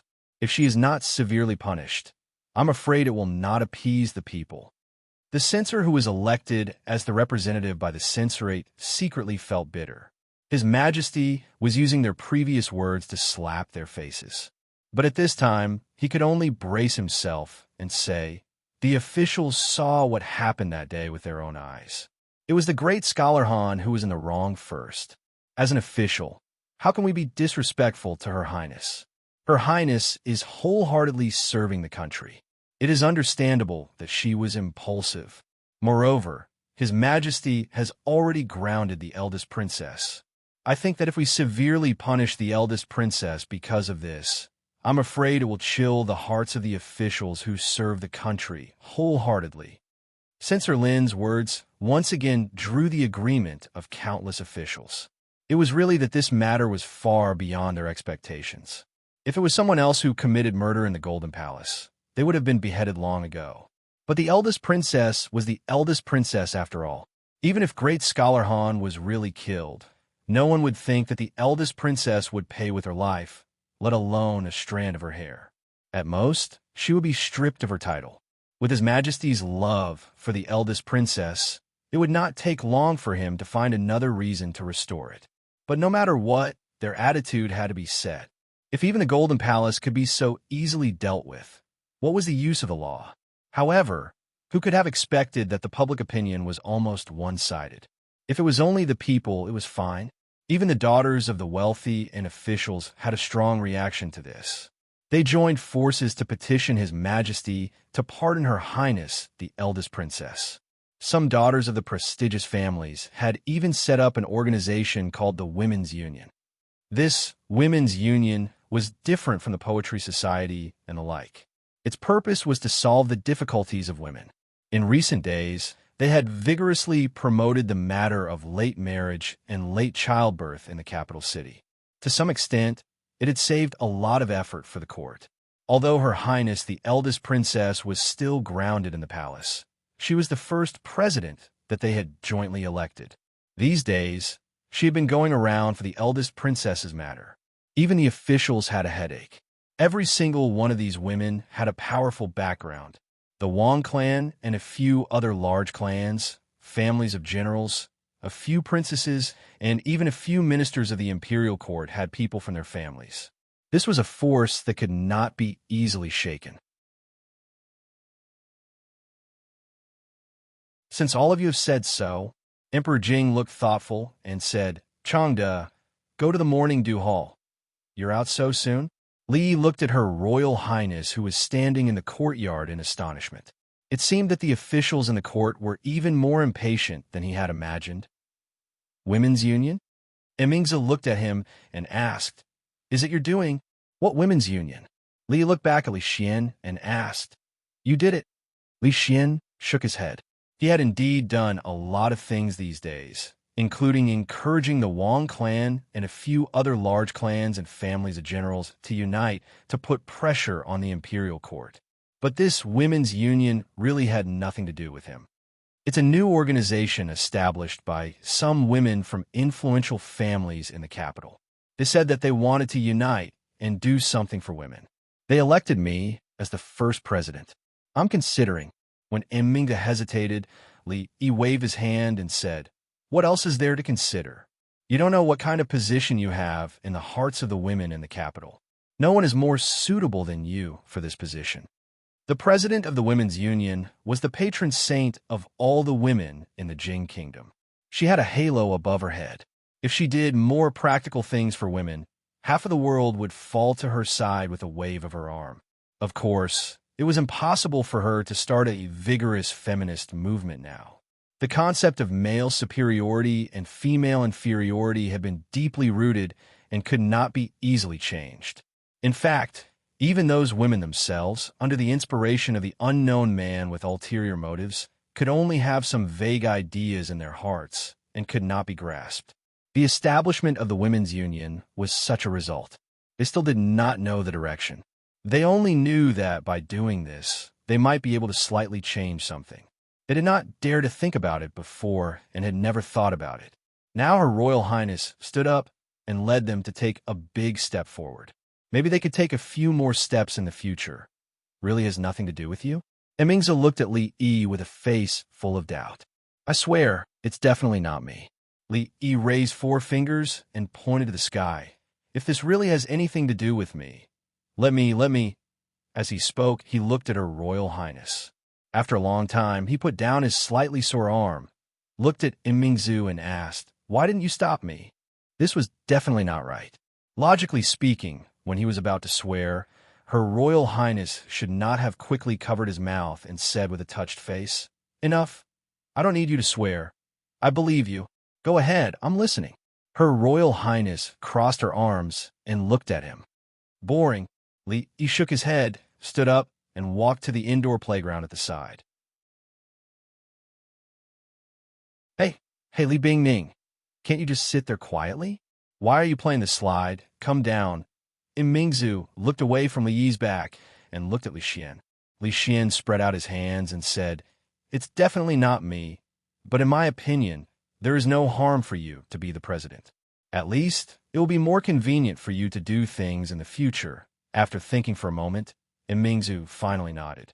Sighed Detective Zhao, "How can we stop singing just like that? The tickets have already been sold. The customers will have complaints." Inside the brothel, Old Sun looked at a man dressed like an official with a troubled expression. "Sigh, Old Sun, this is what the higher-ups want. We're just following orders." The official with the surname Zhao sighed and said, "The Imperial Court is already looking for that Wu. Say, why don't you think about it? At this time, can this kind of show still be performed?" Old Sun's expression changed and said, "Detective Zhao, we don't know either. It is not allowed by the Imperial Court. Moreover, we bought it from someone else." I know. In all of the brothels in the capital, only you have the most conscience. You never spread rumors. Last time, in the case of Deputy Mayor Ma, it was you guys who helped to clear his name. Even the censorate praised you guys. The tile house in the west of the city, which was the first to perform this kind of show, has been completely sealed. Lord Liu specially instructed me not to make things difficult for you guys. Detective Zhao waved his hand and said, "Old Sun, don't worry. This matter is not your fault.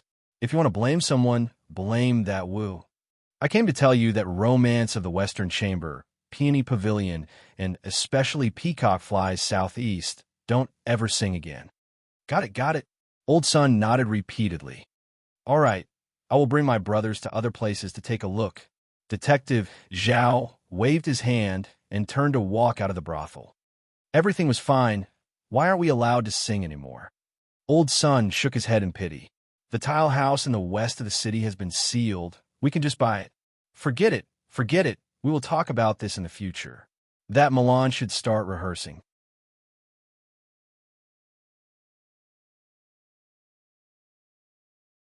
Chapter 5:26.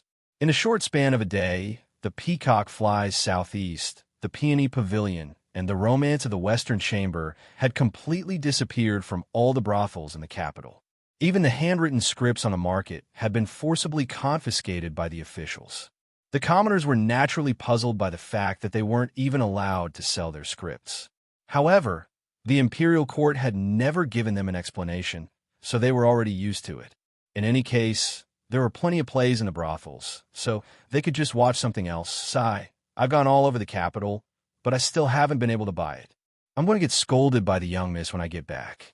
A young servant girl wearing a green dress with her hair combed into two buns sighed as she walked along the road. Sigh, young miss, young miss. Suddenly, a voice rang out from beside her. The young servant girl turned around and saw a sneaky man waving at her from the corner of the wall. That man was ugly and extremely wretched. Thinking of what her mistress had said before, that in the capital there were people who specialized in abducting and selling beautiful young girls like her, the young servant girl nervously retreated a few steps. Suddenly, someone grabbed her arm and forcefully pulled her into a small alley on the side. Save? Ugh. She only managed to shout one word before her mouth was covered. It's over. The young girl's eyes immediately filled with tears when she thought of something extremely terrifying. Young Miss Cheener, I'm afraid I won't be able to see you again. Lower your voice. Lower your voice. The voice of a man behind her was a little anxious. Sensing that the man had let go of her, the young servant girl immediately took 2 steps back and looked at the man warily. A lewd smile appeared on the face of the wretched man. He unbuttoned his clothes and walked step by step towards the young girl in the corner of the wall. What do you want? The young girl's voice trembled, and her large eyes were filled with endless fear. Young miss, don't be afraid. The man smiled lewdly as he tore open his clothes. Both sides of his clothes were filled with pockets, and in the pockets were many thin books. The man revealed a mysterious smile and said, Young miss, do you want books? The Romance of the Western Chamber, the Peony Pavilion, and the Peacock Flies Southeast all have them. They're all uncut versions. The young girl's expression froze. A moment later, the man sent the young servant girl out with a smile and said fervently, Young miss, you can go ask around. My prices here are the lowest in the surrounding 18 streets. If you want to buy any other books, you can come find me here. If you want more than 10 books, I can even lower the price by 1 copper coin per book. That depends on how clear your copy is and how many mistakes there are. The little servant girl waved her hand and said, All right, if you still want to buy it, I will come here to find you. The girl carried the booklets like a thief and disappeared into the crowd in no time. I'm not allowed to sing anymore. Lee took a sip of tea and asked. Old son, who was sitting to the side, shook his head and said, Yes, the government just sent someone yesterday to say that Peacock Flies Southeast, Romance of the Western Chamber, and Peony Pavilion are not allowed to sing. If you don't want me to sing, then I won't sing. He waved his hand and didn't care at all. This incident was within his expectations. If it weren't for the incident with the princess, these 3 plays would at most be considered as skirting the boundaries in the current era. They were nothing in the brothel, and there were many other brothels that were even more ambitious than these. Unfortunately, the brothel just wanted to produce some new plays to attract customers, but they encountered such an incident. It was really unfortunate. Moreover, John Doe's goal should have already been achieved. Romance of the Western Chamber and the Peony Pavilion were also banned books in ancient times, but even Sister Dayu was obsessed with them. Didn't the young ladies of the big families and noble ladies also have a copy of it, hiding it under their pillows in their rooms and secretly reading it when no one was around? Old Man's son asked with uncertainty, Then, do we still want Milan? Yes, of course. Why not? Lee looked at him and said, Who is Hua Mulan? She is loyal and filial, and joined the army on behalf of her father. She is a heroine. Didn't there have been plays about her in the past? We just want people to cherish the memory of heroes. If they can be inspired by their moral integrity, learn to be brave and take on heavy responsibilities, not be greedy for high position and generous salary, serve the motherland, be brave and good at war, be filial to your parents, be brave and strong. That will also be excellent. Challenging feudal ethics and pursuing freedom of love were not allowed. This was very normal. If they had known that John Doe had such intentions, the brothel would not have fallen into his trap no matter what. However, since they were not allowed to do negative things, they could at least do something positive, right? The story of Hua Mulan, the heroine, had inspired countless people since ancient times.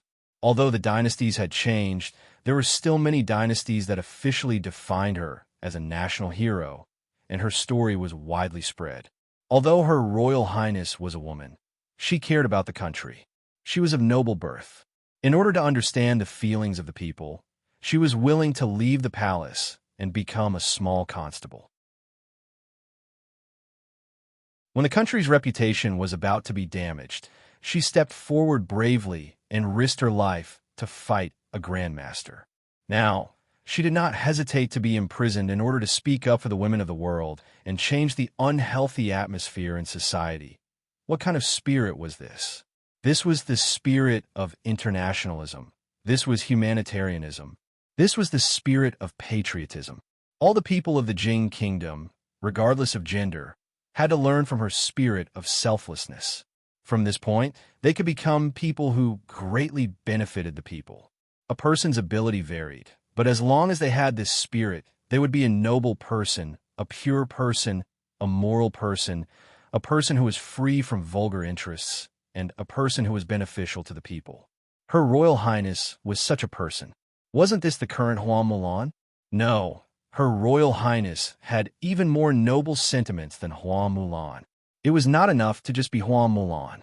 When he had time, he would flip through the history books to see if there were any other national heroines who were not inferior to men. Heroes should receive the glory that belonged to them, and should not exist in the dusty history books. You're right, sir. Old Sun looked enlightened. You're really thoughtful, sir. I'll go back and urge them to hurry up and rehearse. Also, I'm afraid that this kind of play will be more popular among the women. When that time comes, we should add a few more women's performances. Fong was arm wrestling with Princess Shanning's guards on the stone table in the courtyard. It was a 1v5. All 5 of them were red in the face, but he still looked relaxed. The arrogant Lolita was so angry that she kept complaining that her guards were useless. She stopped watching and ran to the side with Yong Ning to play on the swing. After watching Old Sun leave, Li Yi stood in the courtyard and let out a long sigh of relief. After all, this was a feudal society. To be able to do this was already the best that could be achieved. The concept of men being superior to women had existed since ancient times. With the development of history, the status of women became lower and lower. However, it did not fall in a straight line. There would always be some ups and downs. During the Tang dynasty, the status of women had reached its peak in the past few hundred years. Divorce was common. Not many people would criticize a woman for not following the virtues of a woman if she rode a horse and hit a ball in public. It was even more so in the palace. There were countless love triangles and quartet relationships. Of course, the elegance of the women of the Tang dynasty was not something that the women of the Jing kingdom could envy. However, they were still the continuation of the Tang dynasty, so they could always inherit some of the style of their predecessors. This was especially reflected among the nobles.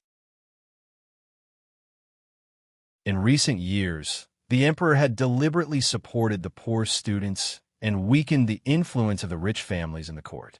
The poor students had a weak foundation and needed to find a backer. The rich families wanted to expand their influence, so the daughters of the rich families married into the lower class. This was the best choice for both sides.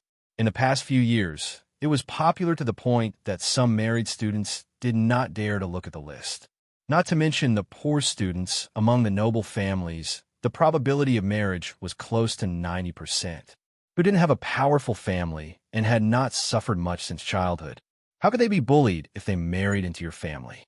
This led to many high-spirited officials in the court, but when they returned home, they immediately shrunk their necks and behaved themselves. According to the analysis of the intelligence agencies, some officials in the Jing kingdom were so strict with their wives that it was shocking. Although they might not be influenced by women in some important decisions, in the upper class of the capital, women still had a lot of power. Li Yi didn't expect them to be able to completely subvert the tradition and start a revolution, to lead the women of the Jing kingdom to become the masters, to suppress the men under their bodies. This was impossible. Of course, it was still possible under special circumstances. What's more, the purpose of the Nameless Man was not to start a vigorous women's rights movement from the beginning. The seed had been planted. Who knew what would happen in the end? Maybe it would be strangled as soon as it sprouted. Maybe it would grow into a towering tree. But no matter what, there would be some changes. He would leave the rest to Her Royal Highness, to him. This matter had completely come to an end. He shook his head and stopped thinking about it. At a certain moment, he inadvertently glanced over and his expression changed. Li Bingning, come down. Who allowed you to climb the tree? Li walked into the yard and pointed at the proud Lolita who was sitting on the tree and making faces at him. He said angrily, "If you don't listen to me, I won't take you out to play anymore. TSK, TSK, TSK. The proud Lolita stuck out her tongue at him and waved a bird egg in her hand. She said proudly, "Look, I dug it out. I'm good, right?" The proud Lolita had dared to climb up the tree to dig out a bird's nest. She had already climbed up the tree. The next step was probably going to be the sky. Mississippi, Lu had to hide the kite that she brought from the Crown Prince's residence. "Will you climb the tree again, next time?" When Li asked her with a straight face, the proud Lolita hid behind Rui. He could not even see her face. "I'll go and cook," Rui said with a smile. There were cooks in the mansion, but Rui still cooked most of the time. "Sister Rui, I'll go help you." The proud Lolita slipped away even faster. She stole a glance at Li Yi and rushed into the kitchen before Rui. Li Yi rubbed his eyebrows helplessly. He turned around and looked at the guards who were arm wrestling with Fong. He said angrily, "What are you all doing? Don't you want your heads anymore? And you, don't think that I won't scold you just because you're old. Why did His Majesty send you all here? What do you mean by standing at the door all day and dozing off?" They didn't even know what their duties were. What kind of security team was sent by the old emperor? The guards immediately stood up. The eyes of the gray-robed old man at the door twitched. It took him a lot of effort to calm down the raging true energy in his heart. Your wife is watching from the side. How could anything happen to Her Highness? Besides, Princess Shawning has decided to do something. Do you dare to stop her? Lu Daiyou, the magistrate of the capital, was very happy today. He was singled out and praised by His Majesty in front of all the civil and military officials in the imperial court. He even received a lot of rewards. Looking at the envious eyes of the big shots who were usually more powerful than him, he felt as if he had drunk a bowl of iced sour plum soup on a hot day. He thought that he would only be able to guard the small piece of land in Anxi County for the rest of his life. He would be able to retire peacefully when he was old. When he was 60, he would have a big house with dozens of acres of land for retirement. He would have filial children and grandchildren. He would never run out of money. He could even have fun with his beautiful concubine every noon. These were not too much to ask for, were they? But he never thought that when he was middle-aged, he would seem to be bewitched. His good luck was so good that even he was afraid. First, his Anxi County had a good reputation and was rated as an advanced and civilized county in the country. He was also inexplicably promoted from Qing in prefecture to the capital and to the center of power. Although he was only a small county magistrate, he was able to sit in the position of the magistrate of the capital at his age. It was hard to say what position he would be promoted to in the future. Initially, he thought that as long as he did his job conscientiously, he would be able to catch His Majesty's eye as he was familiar with the way things were done in Anxi County. In any case, he was familiar with the way things were done in Anxi County. But who would have thought that after such a short time, before he had even warmed his seat, he would be summoned by His Majesty and come to the court for a one-day tour? When he returned to the county government, His Majesty's imperial edict and rewards had arrived. Because he was an outsider, he would be ostracized by the county magistrate and others from time to time. When he received the imperial edict just now, he saw that the county magistrate's face was pale with fear. Naturally, he felt proud in his heart. When he came out of the imperial palace just now, Lord Dong also praised him and said many words of encouragement. When Lord Dong was still the magistrate of Qing and prefecture, he was Anxi County magistrate. Now that he was working under Lord Dong, he could be considered to have a backer.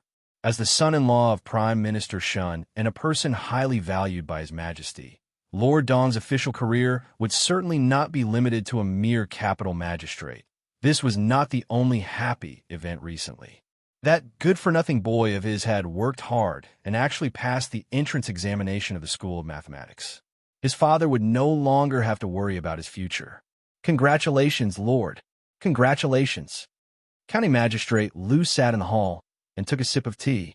Then, a person walked in from outside the door and came forward to congratulate him with a happy face. County Magistrate Liu waved his hand. Although this detective Zhao was far inferior to Liu Yidong, he was exquisite and could be considered a talent. He was one of the few confidants he had.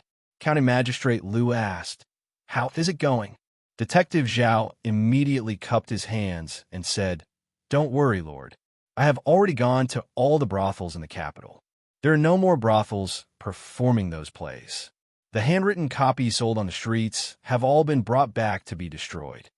County Magistrate Liu took another sip of tea and said, "The court has been paying close attention to this matter these days. You have to keep an eye on it. If there are any discoveries, do not let it go." "Yes, I understand." Detective Zhao revealed a hesitant expression and said, "Lord, although we have done a good job on the surface, there are still some people secretly peddling copies. They cannot be completely banned. Their movements are secretive, and it is impossible to completely ban them. It is enough to do a good job on the surface," County Magistrate Liu said as he stood up. That nameless person with ulterior motives had used these sensitive dramas to incite the women of the capital, which was why the capital had been in chaos a few days ago. Now that Her Highness had been released from house arrest, even if those dramas were still being circulated in a small circle, they wouldn't be able to cause any more waves. County Magistrate Liu curled his lips as he walked out of the door. Those plays were a bunch of nonsense. They said that women should pursue free love, which violated the etiquette and the law. Fortunately, his daughter had been at home all the time and was not poisoned by those dirty thoughts. However, he still had to listen to the Princess Royal Highness. Yen'er was only 14 years old this year. He had originally planned to arrange a marriage for her this year, but now it seemed that it would be better to postpone it for another 2 years. County Magistrate Liu walked to the door of his daughter's room and saw that it was unlocked. He wanted to knock on the door and enter, but he saw his daughter leaning over the table and not moving for a long time. What are you doing?" He walked in and asked with some doubt. "Oh, Father, why are you here?" Hearing the voice, the girl's expression changed, and she hurriedly closed the book in her hand. County Magistrate Liu glanced at the book and saw the 3 big words, "Romance of the Western Wing," on the cover.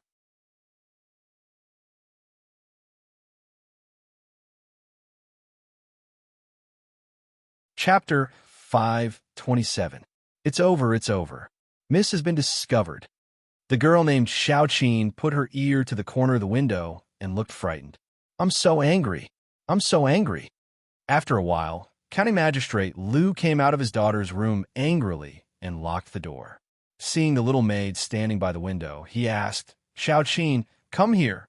The little maid trembled and came over.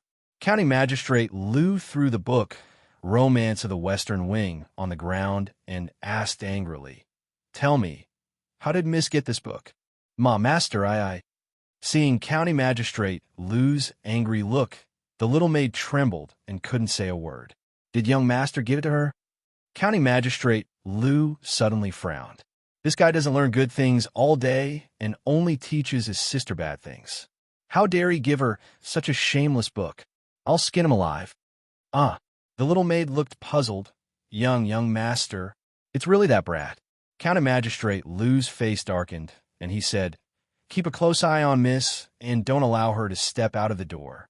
Brat, he's getting bolder and bolder." "Oh." The little maid stood there in a daze with a silly expression. Dad, it's really not me." The young man leaned against the window and shouted, "I've been studying mathematics at home these days." "Dad, Let me out. Dad, I admit that I went to Jade Courtyard 2 days ago. But what happened to my sister has nothing to do with me. As County Magistrate Lou walked out of a moon-shaped door, the young man's voice gradually disappeared. All of them have grown up. County Magistrate Lou's face was livid.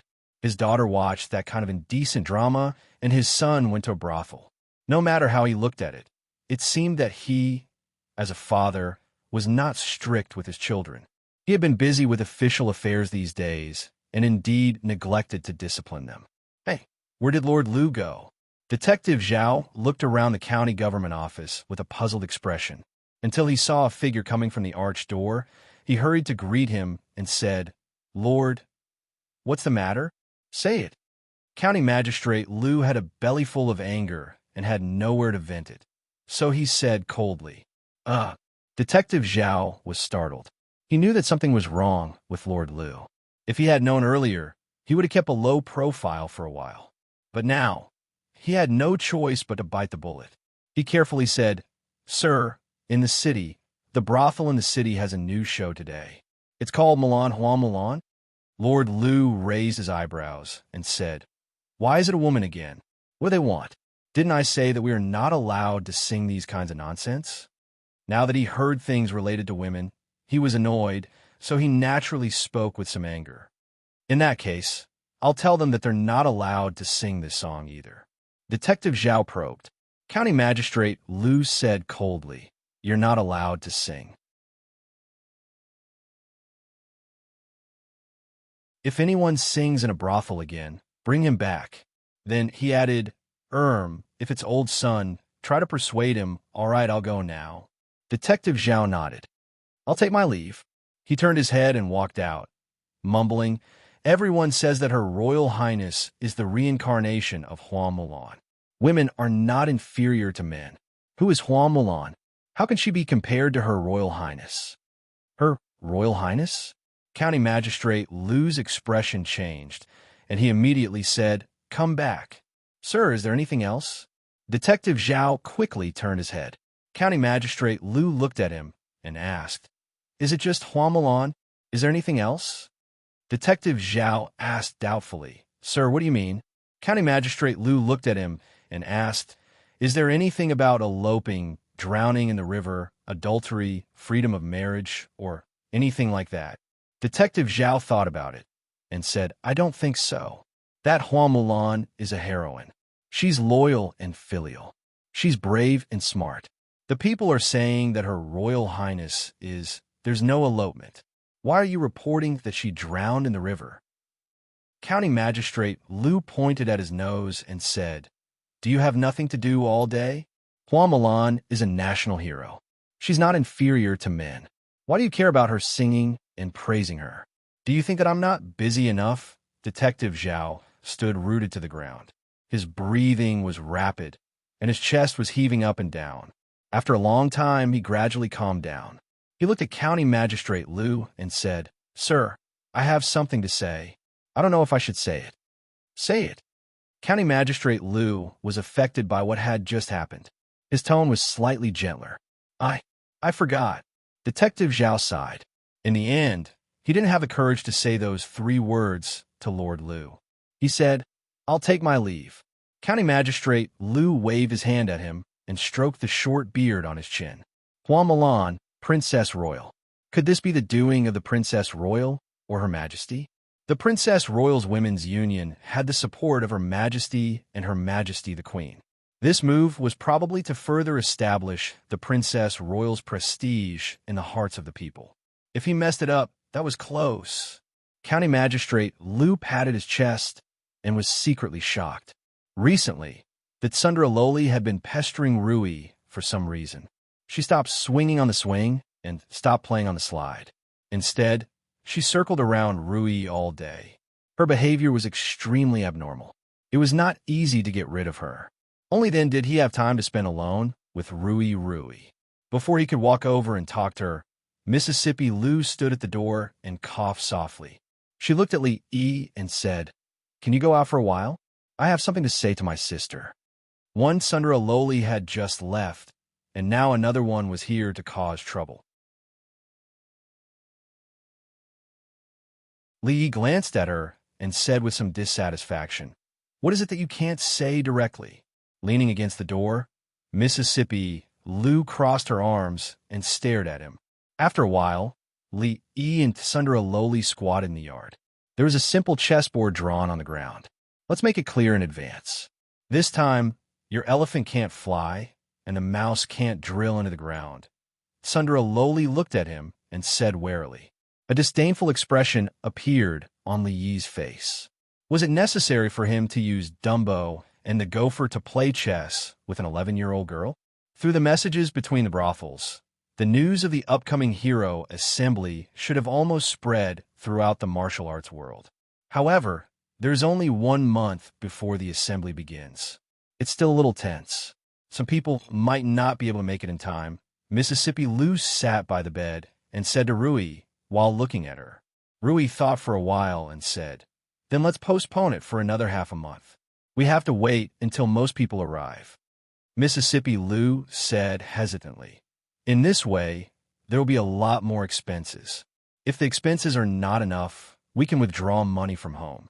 Rui thought for a while and said, "The qualification for the leader of the martial arts world is limited to the heaven list. It should be able to save a lot of time and expenses." "Okay," Mississippi Lu answered straightforwardly. There were countless masters in the martial arts world. No one would have thought that the hero assembly that swept through the martial arts world like a storm these days, the biggest event in the martial arts world in the past few decades, was decided in this way. The qualification for the leader of the martial arts world is limited to the heaven list. It was this short sentence that caused the fight for the heaven list to reach its climax in the near future. The reason why this decision was made was that it could save time and expenses. "Sister, are you really not planning to?" Mississippi Lu raised her head. She only managed to finish her sentence when Rui shook her head and said, "You know, I can't do these things." Mississippi Lu did not speak again. The decisions regarding the hero assembly had always been made by her sister. No matter how one looked at it, she was the most suitable person to be the leader. However, she did not have any thoughts about this position that countless people were fighting for. She looked outside the door and shook her head. The two of them were becoming more and more alike. "I won." The proud lowly stood up with a proud face. "If you don't act shamelessly, you won't be able to win against me." Li frowned and thought for a while. He raised his head and looked at her. He asked, "Have you heard of Tigger? The kind that can jump out of the enemy's encirclement with its tail?"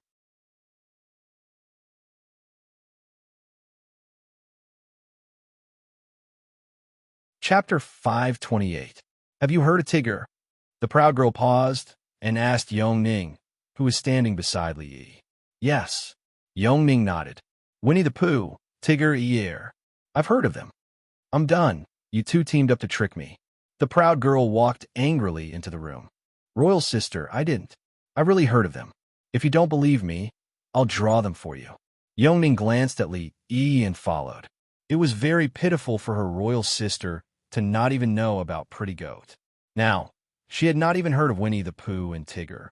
To her, this was unimaginable. Li shook his head. She was done playing so soon. He still had a howling celestial dog that could eat an elephant that he had not sent out. Jingdo was under the feet of the emperor. Any strange movement was under the court's watch and would never cause too much trouble. The chaos in Jingdo caused by the eldest princess's incident did not last for long. Under the heavy pressure of the court, it gradually calmed in the following days. In the Jingdo brothels, peacock flies to the southeast was no longer heard of. On the market, it was also difficult to buy Romance of the Western Chamber and the Peony Pavilion, which had already been listed as banned. However, in a woman's boudoir that was difficult for outsiders to enter, there were a few thin books under her pillow and mattress. She would only read them in the quiet of the night. Sometimes her face would flush, and sometimes she would cry. There were also ghost-like figures wandering around the streets and alleys. Their eyes darted everywhere, fearfully avoiding the officials. If they saw a young woman poking her head out on the street, they would carefully approach, pull open a slit in their clothes, and say in a low voice, "Girl, do you want the excellent edition of Romance of the Western Chamber, the Peony Pavilion? 10 copper coins a copy, honest with all ages." The women's union, which had made a lot of noise, did not make any big moves after His Majesty lifted the eldest princess's confinement. They only made a lot of efforts to help the court carry out the new policy of women's marriage. Not only did they get a lot of praise in the court, but their influence among women was also growing day by day. The imperial court still did not give up on the investigation of John Doe. This kind of person who had ulterior motives and incited public opinion was really hateful. If they did not control him, he would probably cause more trouble in the future. Of course, none of this had anything to do with Li Yi. These days, he was quite idle. Her Highness the eldest princess was busy with other things. Naturally, the frequency of the Tsundere Lolita leaving the palace could not be too frequent. Although this caused his super invincible celestial dog to not have a place to use it, every few days he would go shopping with Ru Yi, listen to plays, and play with Yongning and Xiaohuan. His days were rather leisurely. In the blink of an eye, it had been more than a month since Yongning left the palace. "Whose child is that?" Zheng Zumo asked Li Yi, looking at the little girl playing with Xiao Chui and Yu Zhu. "A relative." Li could only answer this way. Even the old mistress almost couldn't control herself when she found out about Yongning's identity for the first time. The fewer people who knew about this, the better. Moreover, for her, she preferred the life of an ordinary person at the moment. These days, he would occasionally bring Yongning here. After all, the brothel was getting bigger and bigger. In addition to the capital, it had spread to countless states and counties. The speed of its expansion was astonishing. As the mastermind behind the scenes, as the behind-the-scenes shopkeeper, he naturally couldn't ignore everything. In fact, the interior of the brothel had been divided into various departments. Old Sun was only responsible for singing, acting, and the like. Wan Ruoqing mainly focused on the business under the brothel. Zheng Zumo, as the chief designer and general manager of the new lingerie, decided what the women who walked in front of the trend wore and how they wore it. In the details, Li Yi could no longer tell them what to do. As long as he could ensure that there were no mistakes in the general direction, he could let them do whatever they wanted. Of course, today's brothel naturally had more than what was on the surface. The complicated intelligence organization, the Lu Second Young Ladies Lu Alliance, and the Chivalry Ranking Board, which had a strong appeal, were all part of this huge organization. By then, that small shack had become so big that no one could ignore it. Yongning walked over from afar and fed a piece of osmanthus cake to Li Yi. She said, "Brother, this osmanthus cake is so delicious. When we go back, let's bring some for Sister Rui, Sister Xiaohuan, and Sister Duanwu." The old man, standing behind her, was already used to this. He wasn't surprised at how the princess called Li Yi. "Little sister, what's your name?" Zheng Zumo squatted down and picked Yongning up. She tapped on her nose and asked, "My name is Li Sini." Yongning wasn't shy at all. She was no longer the silly princess who only stared at the sky. She looked back at Li Yi and said, "Brother, I've seen this sister on TV before." Court examination? Zheng Zumo was confused. Li didn't explain to Zheng Zumo. Yongning was a child after all. Although he had warned her many times to be careful with what she said in the future and not to tell others what she knew before, a 5-year-old girl would sometimes say whatever came to her mind. Even at home, there would often be such awkward scenes. Rui and Xiaohuan were already used to this. TV means, anyway, they are praising you for being beautiful. Li thought for a long time, but couldn't come up with a reasonable explanation.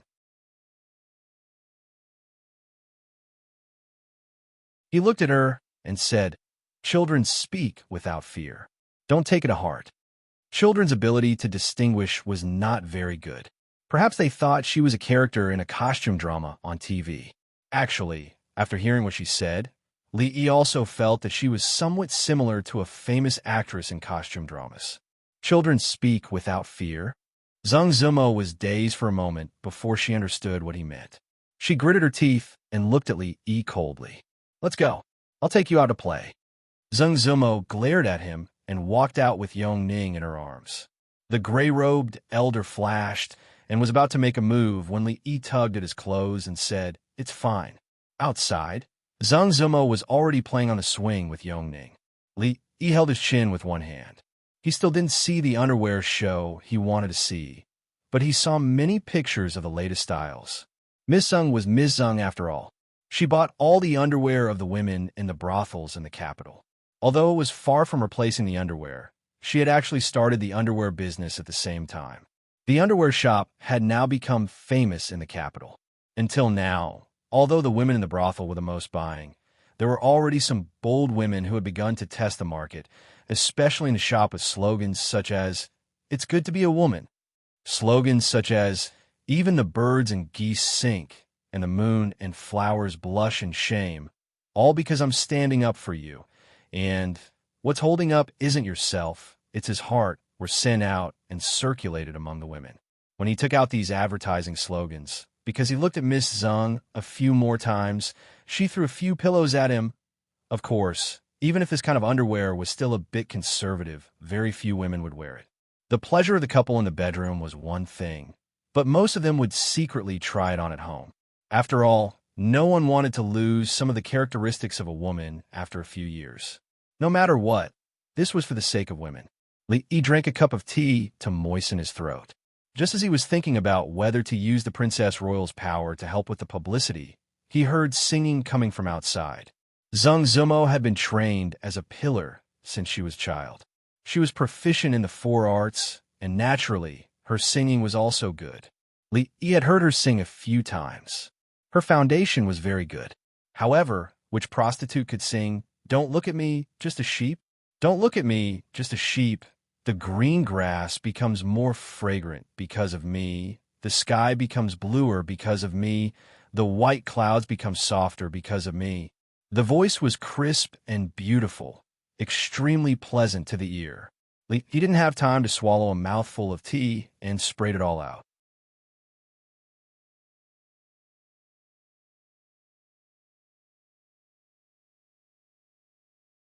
Chapter 529. She's an 18 or 19-year-old girl. Isn't it childish for her to sing such a song? Li Yi shook his head. When he walked in the yard, he heard Zhang Zumo's maids, Xiao Chui and Xiao Zhu, whispering. What happened to that Shun from last time? Xiao Zhu glanced in the direction of the swing. Seeing that Zhang Zumo wasn't paying attention, she asked quietly. Xiao Chui pouted and said, "What else?" He came several times, but Miss didn't see him. I heard that Chin's family is quite well off. His family is an official. So what if he's an official? We even know someone with a title. Xiao Chui didn't care at all and said, "That Chun isn't good looking. Miss doesn't want to be his concubine. Being an official isn't good. Miss will be wronged if she goes there." If the young Miss went over, she would naturally have to follow. That young Master Chun was actually quite good looking. He was a fair-skinned young man, but compared to young Master Li, he was still inferior. Even if it wasn't for the young mistress, for her own sake, she would definitely choose someone she liked more. However, Miss and Li didn't seem to have that intention. This wouldn't do. How about waiting until the next time Miss took a bath or changed clothes, and then let Li in? This could be considered. It would be best if the rice could be cooked. Li walked over and asked curiously, "What Chun?" Xiao Chui looked back at Li Yi and said, "He's an admirer of Miss and wants to take Miss as a concubine. He's been here many times." After saying that, he stared at the expression on Li Yi's face. Concubine? Li Yi's expression changed. This wouldn't do. If Goddess Luo Shui ran away with someone else, where would he find such a good chief designer, chief artist, chief brothel manager? Wouldn't everything be a mess? Seeing the expression on his face, Xiao Chui finally relaxed. "What are you talking about?" Zhang Zumo walked over with Yongning in her arms. "I'm talking about Chun," Xiao Zhu said immediately. Zhang Zumo panicked for some reason. She looked at Li Yi and shook her head. "Why are you talking about him? He has nothing to do with us." "Exactly." Li Yi nodded and said in complete agreement, "A woman is 18 years old. Even the imperial court has said that it is most appropriate for a woman to talk about marriage after the age of 20. By the way, what is the background of that, Chun?" Xiao Chui thought for a moment and said, "In Chin's home, it seems like there is some kind of minister counselor. What kind of wolf is a squire wolf? Does it bite people?" Xiao Zhu asked suspiciously. Minister-counselor? Li Yi shook his head and said, how can a mere minister-counselor be worthy of your miss? The son of the minister-counselor is even more unworthy. The next time he comes, tell him to wait until he dismisses the minister of rights and takes the seat himself before we discuss this matter. Xiao Chui nodded vigorously. Zhang Zumo looked at him. Although his words were pleasant to hear, why did she still have the urge to slap him? Zhang Zumo glared at him and said, Bah, the Minister of Rights is already a third-rank official. How can you say something like this? Li Yi sighed and said, self-improvement is the most important thing for a woman. If you look down on yourself, who will look up to you? So what if he's the Minister of Rights? So what if he's a third-rank official? You are the famous Luo Shui goddess of the Jing Kingdom. Just say the word, and the line of suitors will stretch from here to outside the city. How can you not have this little bit of confidence? Zhang Zimo, Li Yi waved his hand and said, don't worry, after today, I will arrange for a few more people to guard this place. If that Chun guy dares to disturb again, break his legs. I haven't thought about marrying yet. Zhang Zimo glanced at him and said. Li nodded and said, that's right. As citizens of the Jing Kingdom, we must respond to the call of the country. Don't be in a hurry to marry. They came in a particularly relaxed mood, but they were a bit annoyed when they left. This bastard surnamed Chun. Why did he come to make trouble at this critical time? Miss Zheng was only 18, 2 years away from turning 20.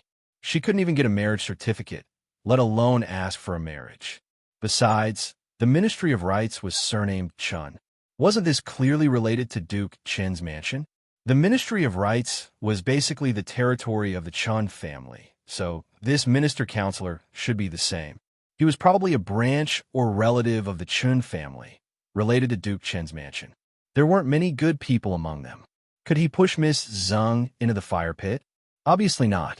He was willing to go through fire and water for a friend, even if he had to offend the Chun family for this.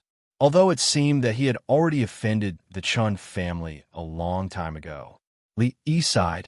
If Miss Zheng wanted to leave, he would really be reluctant.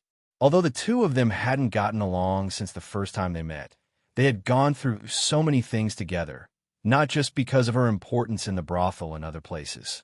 He was just joking just now.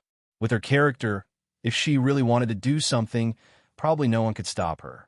Ever since she resolutely left the Jadeite courtyard when she was the most popular, even though she became famous because of the goddess of Luo River and her value skyrocketed 100 times or even 1,000 times, she still didn't regret her decision. She lived a hard life with Xiao Chui. From this, it could be seen what kind of opinion she had. Of course, if she really chose to leave, he wouldn't stop her. Of course, he still had to stop her. He had to persuade her with love, reason, and profit. No matter what, he had to make her stay. No matter how selfish he was, he couldn't let her stay in the brothel for the rest of her life. That day would come eventually. He had a headache. Was there a way to completely solve this problem? Brother, I like that Sister Zheng just now. On the road, Yongning suddenly turned her head and said while holding his hand. Li Yi squatted down and picked her up, letting her sit on his shoulder, and said, why does Cindy like her? She sings for Cindy. Yongning said while swinging her legs. Li Yi shook his head. Yongning's affection for Zhang Zumo wasn't because she was willing to sing that kind of childish song for her. In her subconscious mind, she probably also regarded Zhang Zumo as someone familiar in her previous life. Even if she had only seen Zhang Zumo on TV, it was already precious to her. Brother, do you like Sister Zheng? Yongning grabbed Li Yi's neck and asked. Do you like her? I like her. Li Yi sighed and said helplessly his neck was about to break. Yeah, I knew it. The little girl was obviously happy. Brother, I want to hear you sing. She became more talkative when she was alone with Li Yi. Sure, what song do you want to listen to? Two Tigers. Can you change to another song? Change what? How about Don't Look at Me? I'm fit as a sheep. I've heard it just now. Okay. Li Yi could only shake his head helplessly again. A moment later, a voice came. Two tigers, running fast, one without ears, one without tail. How strange. How strange. A few steps behind him, several palace guards tightly pursed their lips, but they didn't dare to laugh. Their bodies were slightly trembling, and their faces were already a little blue. Even the faces of the two gray-robed old men twitched when they raised their heads to look ahead. Hearing a strange movement behind him, Li turned around and saw their expressions. He said coldly, "If anyone dares to laugh today, I'll push the merry-go-round for the whole day tomorrow." This was a life-threatening task. When the guards heard this, their expressions immediately turned serious and no longer showed the slightest hint of surprise.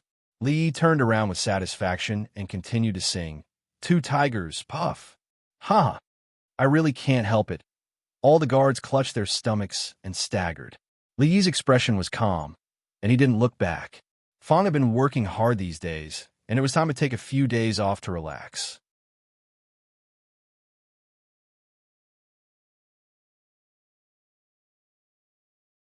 Chapter 530. Don't underestimate me just because I'm a sheep. The intelligence of a sheep is unimaginable. Xiao Huan hummed the song she had just learned to prepare for tomorrow's Mid-Autumn Festival. Ever since she could remember, she had always spent the Mid-Autumn Festival in the Stockade Village. First, she spent it with the master and the young mistress. Then, it was only the young mistress and the young mistress. Then, she had the young master. From then on, the Mid-Autumn Festival was different from before. Everything was good in the capital city, except that the moon was not as round as in Qing and Prefecture. She still remembered that the young master told them the story of Chang, he flying to the moon last Mid-Autumn Festival. Of course, there were even more incredible things about the moon. However, it was fine that the moon was not round, but the key was that the son-in-law seemed to be very happy. In Xiao Huan's memory, the son-in-law was not that happy during the Mid-Autumn Festival or the 15th of every month. So every few days, she would feel a little worried. She did not know why there was such a change now, but change was always good. Ever since that little princess came to the house, the son-in-law had changed a little. Sometimes, she would have a sour feeling in her heart. Later on, she thought that she would soon return to the palace and live alone in a very big room. It must be very lonely. She did not know if she would be afraid to sleep at night. In any case, when she was that young, she did not dare to sleep alone. Thinking of this, she felt some sympathy in her heart, and the trace of jealousy in her heart also dissipated. Li walked out of the room. He had just coaxed Yongning to sleep. Tomorrow was the Mid-Autumn Festival. Although he wanted to keep her, the old emperor would definitely not allow it. It had only been less than a month and a half, and the old emperor had called her back to the palace for 3 days. Rounding it up, it was 10 days. He had to postpone it for 10 days next month. Otherwise, he would suffer a great loss. Speaking of which, since coming to the capital, there had been a lot of messy things. It was only recently that he had completely relaxed. He really hoped that the days would continue like this. What King of Shu, what Chun family, what young Duke Qin, what Dianxia Academy. He didn't have to care about those messy things anymore. Yongning had just fallen asleep, Xiao Huan was busy in the kitchen, and Mississippi Lu rarely stayed out of the house. She was wiping her precious Chioshui in the yard. In the room beside her, the proud Lolita looked excited. She was talking with Rui. What a harmonious and warm scene. "Sister Rui, can you let me marry sir in the future?" As soon as Li stepped into the room, he heard that Sundra Lolita pulling Rui's hand and saying this. The warm and harmonious scene was instantly shattered. Rui was stunned for a moment, then she chuckled. She really couldn't answer this little girl's joke. I'm not joking. That Sundra Lolita was a little anxious and said, "Even if I really marry sir in the future, Sister Rui is still a sister. I will be very obedient, just like now. I will always be younger than Sister Rui." Seeing that Rui was still unmoved, that Sundra Lolita gritted her teeth and said, Two younger is fine too. At most, 1 younger than Sister Zeng that's her secretly went to sea. No younger than that, Sister Zeng?" Rui let out a soft cry of surprise. She looked over at Sundra Lolita. "Sister Zeng." Mississippi Lu's Chioshui had already been wiped. She crossed her arms and carried her long sword in front of her chest. She stared straight at Li. Li looked in front of him and then looked behind him. He had a feeling that the world was big and there was nowhere to escape.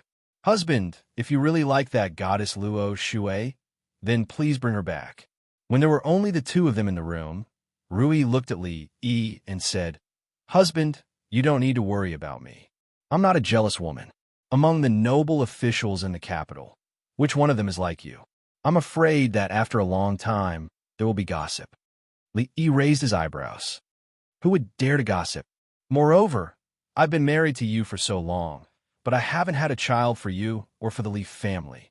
Rui's expression was a little gloomy, but her expression was very serious. That Miss Sung can be considered talented and beautiful. She also has a good relationship with you. If she can enter the residence, I will feel better. Wife, don't joke. Li looked at her and said with a smile, What do you mean by there will be a child? This kind of thing can't be rushed, since the last time she couldn't figure out Rui's routine. She and Rui were biological sisters. Perhaps their personalities were similar?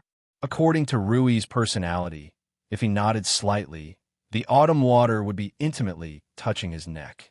He looked at Rui again and looked around. He asked suspiciously, Tell me, where is the sword hidden? After a while, Li came out of the room. Looking at the tightly shut door, he gritted his teeth and said, Li Bingning, come out. Inside the room, Rui's hand subconsciously caressed her abdomen and she sighed softly. After you leave the palace this time, don't cause any more trouble. Spend more time with those officials. For the rest of the time, stay in the residence. Don't interact with those shady people. In a luxurious carriage at the gate of the palace, a woman dressed in palace attire said to a young man, Cien understands. The young man's face was slightly pale. He lowered his head and said yes. He got out of the carriage and got into another carriage. Back to the king of Shu's mansion, he said in a low voice. The carriage slowly started and gradually disappeared into the street.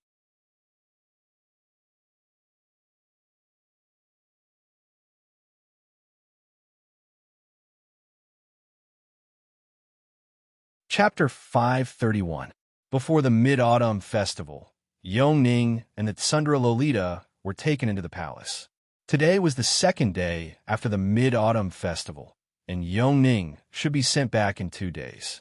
Since the beginning of autumn, the weather has gradually become cooler. The unbearable summer heat has gradually faded away. In the capital, the smoothie shops and ice-making workshops have gradually closed, but the sales of Rui's dew are as hot as ever. According to the experience of last year, this kind of popularity will continue for at least 3 months and will gradually decline after the first snowfalls. He was lying on the rocking chair in the courtyard with his eyes closed. Xiao Huan stood behind him, and a pair of skillful hands pressed on his head skillfully. Knowing that her son-in-law was thinking about something, this time she didn't chatter in Li Yi's ear, which was rare. Li Yi was indeed thinking about something, and it was a very troublesome thing. Rui's mood has been a little depressed in recent days. He thought it was a normal reaction during a special period and tried all kinds of methods, but failed to change it. It was not until 2 days ago that he found the crux of the matter. It has been a few months since the two of them consummated their marriage. Under normal circumstances, there should be no movement in her stomach. This is what she cares about. This is also what Li Yi is worried about.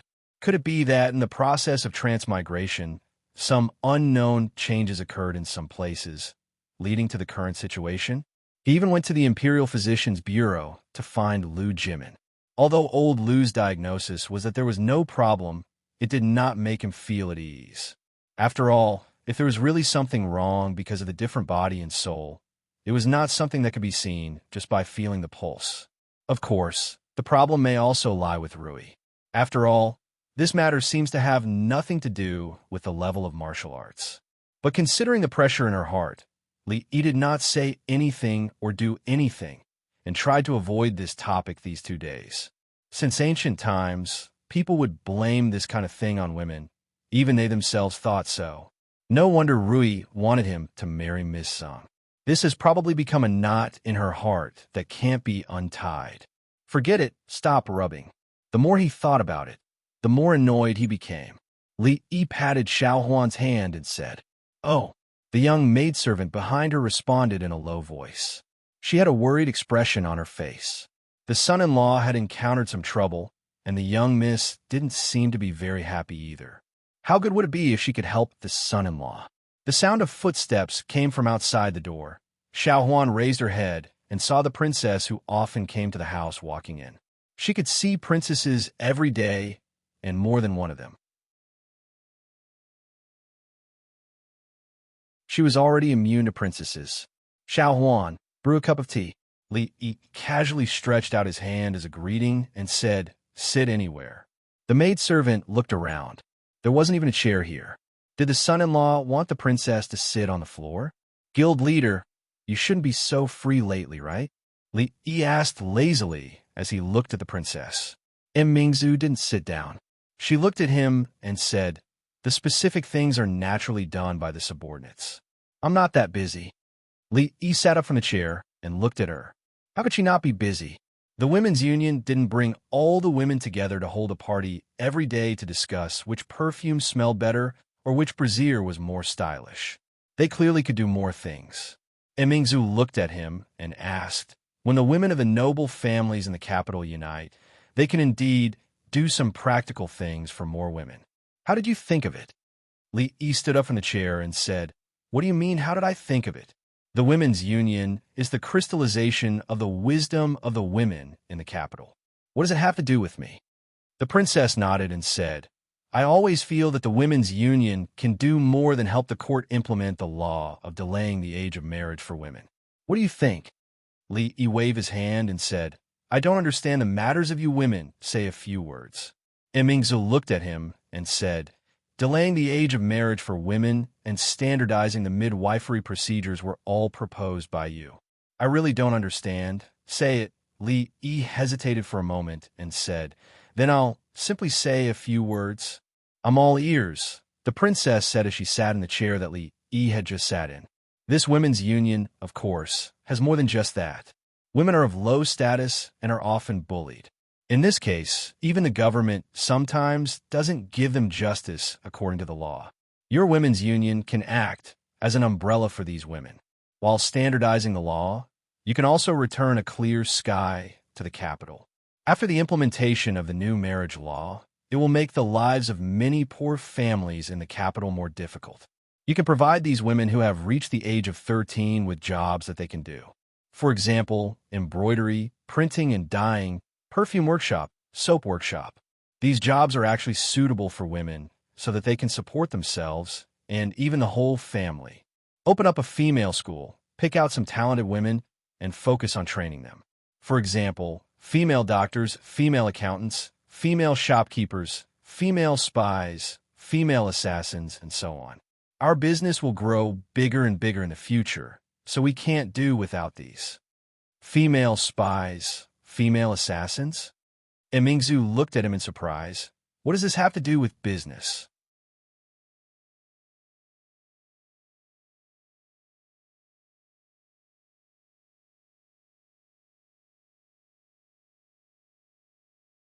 Chapter 532. Something is not quite right. Before the princess left, she suddenly turned around and looked at Li Yi with bright eyes. Just now, he had said a few more words. Li Yi was very thirsty. He held a pot of tea and gulped it down. Hearing this, he put down the teapot and asked, "What is wrong?" The princess showed a thoughtful expression and said, "You usually avoid trouble when you can, and you don't say a word more if you can. Why are you so attentive this time? There must be something wrong." Looking at Mingzhu's slightly suspicious eyes, Li Yi wanted to throw the teapot in his hand at her. "F***CK. I just said a few more words. What's wrong? Do you think I have any ulterior motives? If you were the first prince instead of the eldest princess, I wouldn't have to do these things and say these words. I have nothing better to do.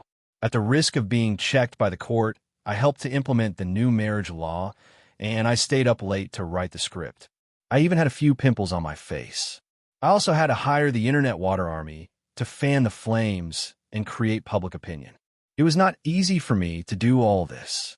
It was good to sell perfume and underwear. Why would I care about the happiness of the women in the world? Whether their thoughts were independent or not, and whether their consciousness of struggle was awakened, what a heartless fellow. Why didn't she take a look at who was the one getting the benefits? All she did was casually show her blade in the imperial court and earned her reputation and money. When the two ideas he had just said became reality, who knew what she would get? Now, she was actually suspecting that he had ulterior motives. Without him, she would still be grounded. Xiao Huan, see the guest out. Li lay back on the chair and was extremely disappointed. He didn't look at her again and ordered the little maid. The little maid looked ahead blankly. That was the princess. How could he see her out? Mingzhu wants to open a girls' school. Emperor Jing turned his head and looked. He shook his head and said, according to what the empress said, the scale of this girls' school is really rare in the world. It can be called another directorate.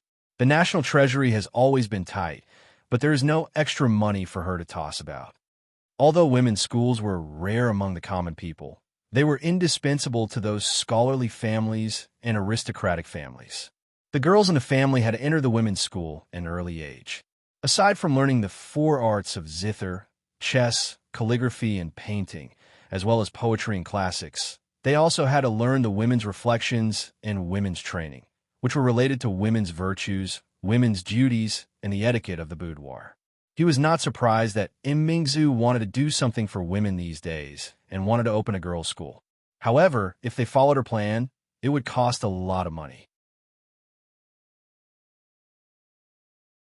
The national treasury was already tight, so it was impossible to use the money on these things.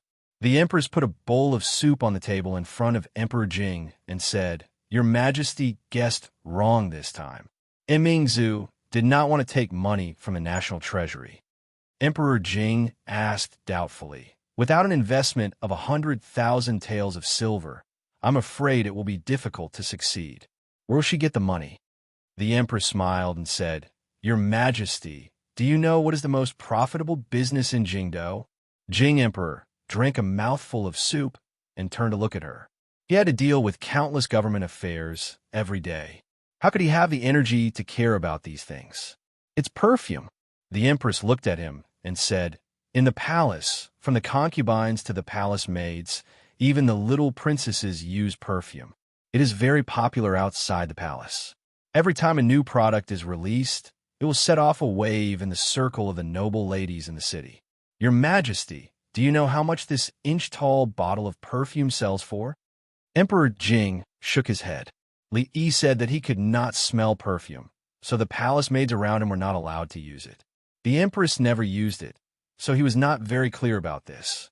10 taels of silver. The empress shook her head and looked at him. One bottle is 10 taels of silver. Even so, there are still countless people scrambling for it. What's more, perfume is only one of the industries under Mingzhu's name. The profits of soap and liquor are not inferior to perfume. To be honest, I do not know how much wealth Mingzhu has now. Emperor Jing was surprised and said, These things have such a big profit. In just half a year, she can easily take out 100,000 taels of silver. 100,000 taels of silver was not a small amount. It should be known that the annual tax revenue of the Jing Kingdom was only 10 million strings of silver. In the past 2 years, there have been disasters. Last year's tax revenue was only 8 million strings of silver. It was incredible that Mingzhu alone had a wealth of 100,000 or more in such a short period of time. This is all thanks to Your Majesty's County Earl Li. The empress smiled and said, Not only Mingzhu, but Xian'er has also earned a lot of money in the past 6 months. I have received their filial piety these days. My hands are tired. He did not want to be a good county earl, but learned to do those profit-seeking things like a businessman. Emperor Jing shook his head and asked, What has Li Yi been doing these days? Changda's figure appeared behind him and said, Your Majesty, County Earl Li has been playing around with the 2 princesses these days. What else? Seeing that Changda did not speak again after saying one sentence, Emperor Jing looked back and asked after a while, Your Majesty, nothing else. Changda shook his head and said. Emperor Jing was stunned and asked, He only plays with Yoning Shaning every day? Changda nodded and said, County Early said that this is to let Princess Yongning relax and help her illness. Emperor Jing waved his hand and said helplessly, I don't know where he learned his medical skills. Although it seems absurd, it is effective. Forget it. Changde thought for a while and said, County Early also said that because His Majesty summoned Princess Yongning to the palace twice and interrupted the treatment, she needs another 10 days of treatment. Treatment? Emperor Jing frowned and asked, What do you mean? It means that because His Majesty summoned the princess to the palace for 3 days, the princess needs to stay in County Earl Li's mansion for another 10 days. Changde said, Nonsense. Emperor Jing slammed the table and said, A monarch does not joke. I said 2 months, so it is 2 months. Not a day more, not a day less. You actually blame me for summoning Yongning into the palace? Why? Can't I see my own daughter? Changde sighed and said, County Early said that the last 10 days are very important. If something goes wrong, I am afraid that all the previous efforts will be wasted. Her Royal Highness may become like before. Hearing this, Emperor Jing's body shook slightly. How could he forget that stupid expression and empty eyes? After a moment of silence, he gritted his teeth and said, 10 days, forget it. 10 days is 10 days. Thinking of another thing, Emperor Jing suddenly asked, Where did Shawning go? Why haven't I seen her these days? Changde pondered for a moment and said, Didn't His Majesty order that Princess Shawning can go out of the palace these days? Only then did Emperor Jing remember that Shawning had thrown a tantrum and threatened to go on a hunger strike. He had a headache before he agreed. In these 2 months, he could go out of the palace to see Yongning. Did she go every day? After a while, an angry voice came from the hall of diligent government. Is it not enough to kidnap my daughter? Do you want to kidnap another one?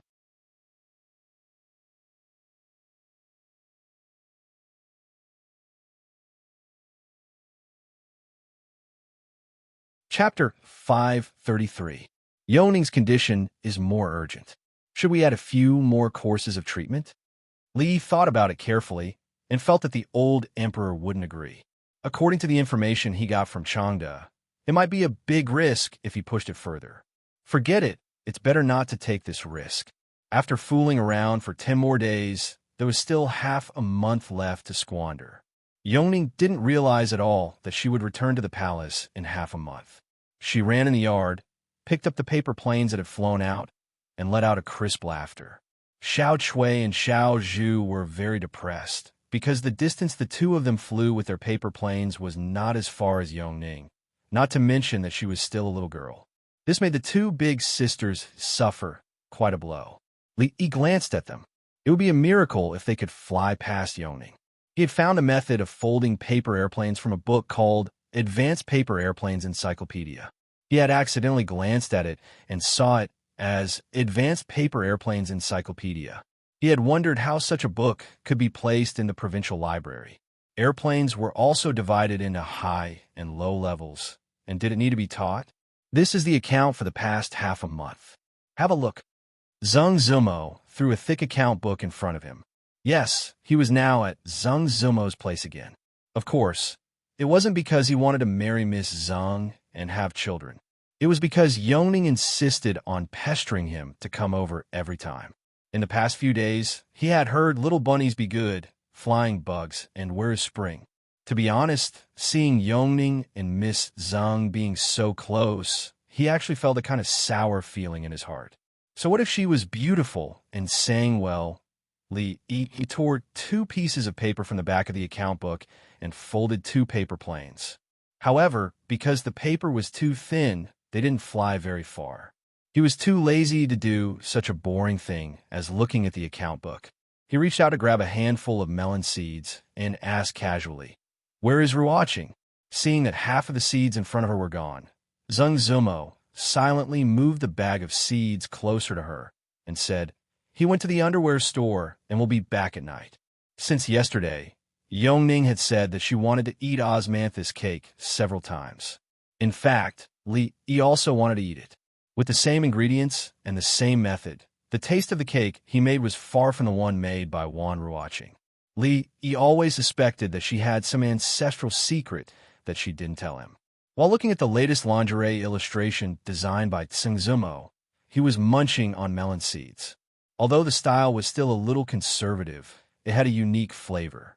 No wonder those men couldn't hold themselves back when they saw it. He looked at the album and then looked at Tsungzumo. He imagined a certain scene and felt that he wouldn't be able to hold himself back if it were him. "Why are you looking at me?" Tsungzumo subconsciously hid back. She always felt that Li Yi's eyes could see through her clothes and see the purple underwear she was wearing today. It was an indescribable, strange feeling.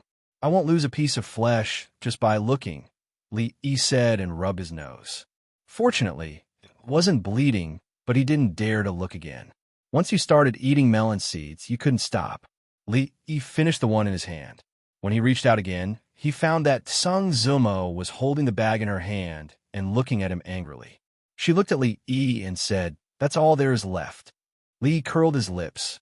"Tisk, it's just melon seeds, and it's even the original flavor. It's as rare as anything." If he told her that melon seeds had 5-spice, cream, jujube, and cucumber flavor, wouldn't this woman go crazy? If it was in the future, he wouldn't want such disgusting melon seeds, even if they were given to him.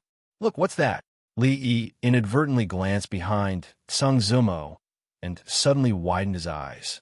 He said with great surprise, "Guanyin Bodhisattva has appeared." "What?" Tsungzumo hurriedly turned around. When she saw the empty sky without even a single cloud, she finally realized something. Li Yi held the embroidered bag in his hand and ignored Tsungzumo's murderous eyes. He pointed at a style of underwear and said, "This color could be a little more colorful, a little wilder." Tsungzumo glared at Li Yi and stood up angrily. When she turned around and walked to Yongning, she immediately put on a smile and said, "Cinny, come here. Sister will help you fly." Okay. Yongning said happily. She looked at Li Yi and found that he had his back to her. She quietly ran to Tsungzumo and whispered, "Shoo, Sister Tsung, come here. I'll tell you a secret." "What secret does Cinny want to tell Sister?" Tsungzumo squatted down and asked with a smile. Yongning looked at Li Yi again and whispered, "Last time I asked Brother if he liked Sister Tsung. Brother said he liked her." Tsungzumo was startled. She could roughly guess what the scene was like at the time. However, she still had a little expectation in her heart. She asked, "How did Cinny ask?" Cinny first, seeing the little girl's serious answer. Tsungzumo shook her head. It was not much different from what she had guessed. However, he was probably just coaxing the little girl. How could he like her? She pinched Yongning's little face and felt inexplicably disappointed. However, she still smiled and said, "Come, Sister will help you fly. By the way, why is this called a paper plane? What is a plane?" Yongning didn't answer this question. She said mysteriously, "Also, Brother said last time that he wanted to marry Sister Tsung as a concubine and bring Sister Tsung home." "What is a concubine? When will Sister come home with us?" Tsungzumo's body shook, and the smile on her face froze. The paper plane in her hand also fell to the ground. Li Yi looked at Tsungzumo walking back to the room with her head down. She didn't seem to be in a good mood. "It can't be just because I ate a small bag of melon seeds?" "Hey, what's wrong with you? I'll return the melon seeds to you."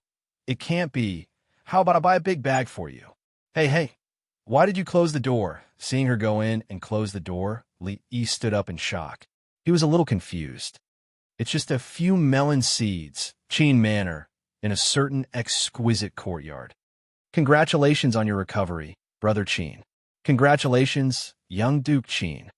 Young Duke Qin has just recovered from his injury, so it's not suitable for you to drink. This toast is for you." Young Duke Qin was an influential figure in the capital's foppish circle. Not only was his status respected, but his luck was also different from others. He was violently beaten by Crown Prince Li Xian, slapped in the face by Li Xianzi, and grounded by Prime Minister Qin for half a year.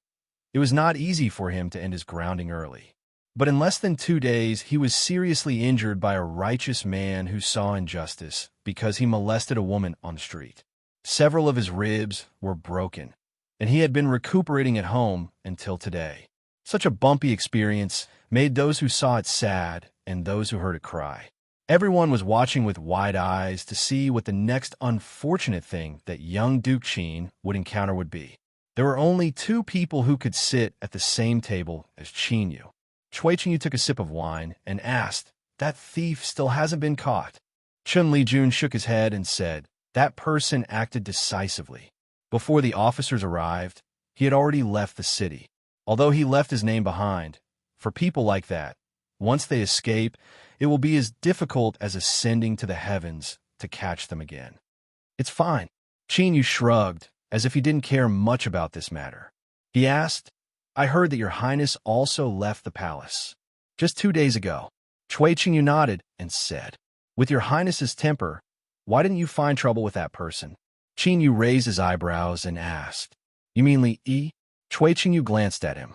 The hand of a servant girl who was pouring wine for him suddenly trembled, and the wine spilled on the table. The servant girl with a long scar on her face turned pale and hurriedly wiped it with her sleeve. Chui Qingyu frowned and said, Okay, put it here, I'll do it myself. Besides at least Xianzi, who is deeply favored by the emperor. Oh, I should call him Xinhua now. Besides him, who else could it be?"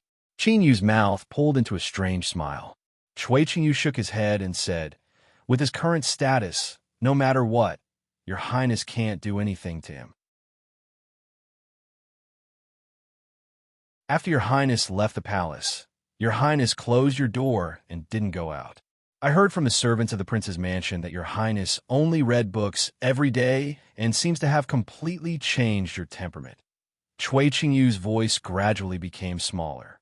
The servant girl with a scar on her face retreated to the back. She lowered her head and bit her lips. Her eyes were extremely complicated.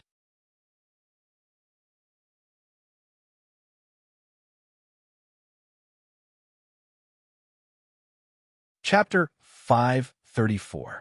Xiao Chui, come here. Yongning and Shaoning were playing house in the yard. Li sat on a stone bench and waved at Xiao Chui. "Li, what's the matter?" Xiao Chui ran over. "Is your young mistress on her period these days?" Although he knew that it was inappropriate to ask this question, Zheng Zumo had ignored him for a long time because of those melon seeds. Miss Zheng wasn't that stingy, so Li felt that the problem should be in other areas. When Xiao Chui heard this, she was stunned for a moment. Then, her face turned so red that it looked like blood was about to drip out. This kind of thing about a woman. How could she casually tell others? If she said something like this, the young mistress would beat her to death if she knew. No, in a few days. Thinking of this, Xiao Chui said with a red face, "I see." Li Yi shook his head. If it wasn't for that reason, what else could it be? Xiao Chui lowered her head and muttered, "I don't know what's wrong with the young mistress these days. She's always in a daze and often forgetful. The young mistress has never been like this before. In short, it's very strange." Inside the room, Zheng Zumo sat at the table with a brush in her hand. Her eyes were slightly unfocused, and the rice paper in front of her was blank. The knocking continued for a long time before she heard it. She put down the brush and said, "The door isn't closed. Come in." Crash! Li Yi threw a big bag on the table, looked at her, and said, "Salt and pepper flavor, 5 spices flavor, cream flavor, red dates flavor, plum flavor. I just ate a few of your melon seeds. Is there need to be so angry for so long?" Zheng Zumo was stunned. She opened one of the small bags, and a strange fragrance wafted out. She tasted one, and the expression on her pretty face changed slightly. Then, she put them all away and said to Li Yi, "When was I angry?" It was a woman's nature to refuse to admit it. She almost wrote the word angry on her face. "How dare you say you're not angry? If you're not angry, then give me back my melon seeds. You mentioned a clothing store yesterday. What's going on?" Zheng Zumo deliberately changed the topic. Li Yi shook his head and was finally able to speak normally. He said, "The fame of underwear has already spread. We can expand our business and make ready-made clothes. In addition to the common styles, we can also design some new styles and divide the sizes. Whichever one the customer likes, they can wear it directly after paying the bill." In this era, there were no clothing stores. There were only cloth shops. Small families would buy cloth at home and cut it into their own clothes. Rich families would hire a tailor to make it, so there was no concept of ready-made clothes for the time being. Food, clothing, housing, and transportation. No matter what era it was, people couldn't live without these four things.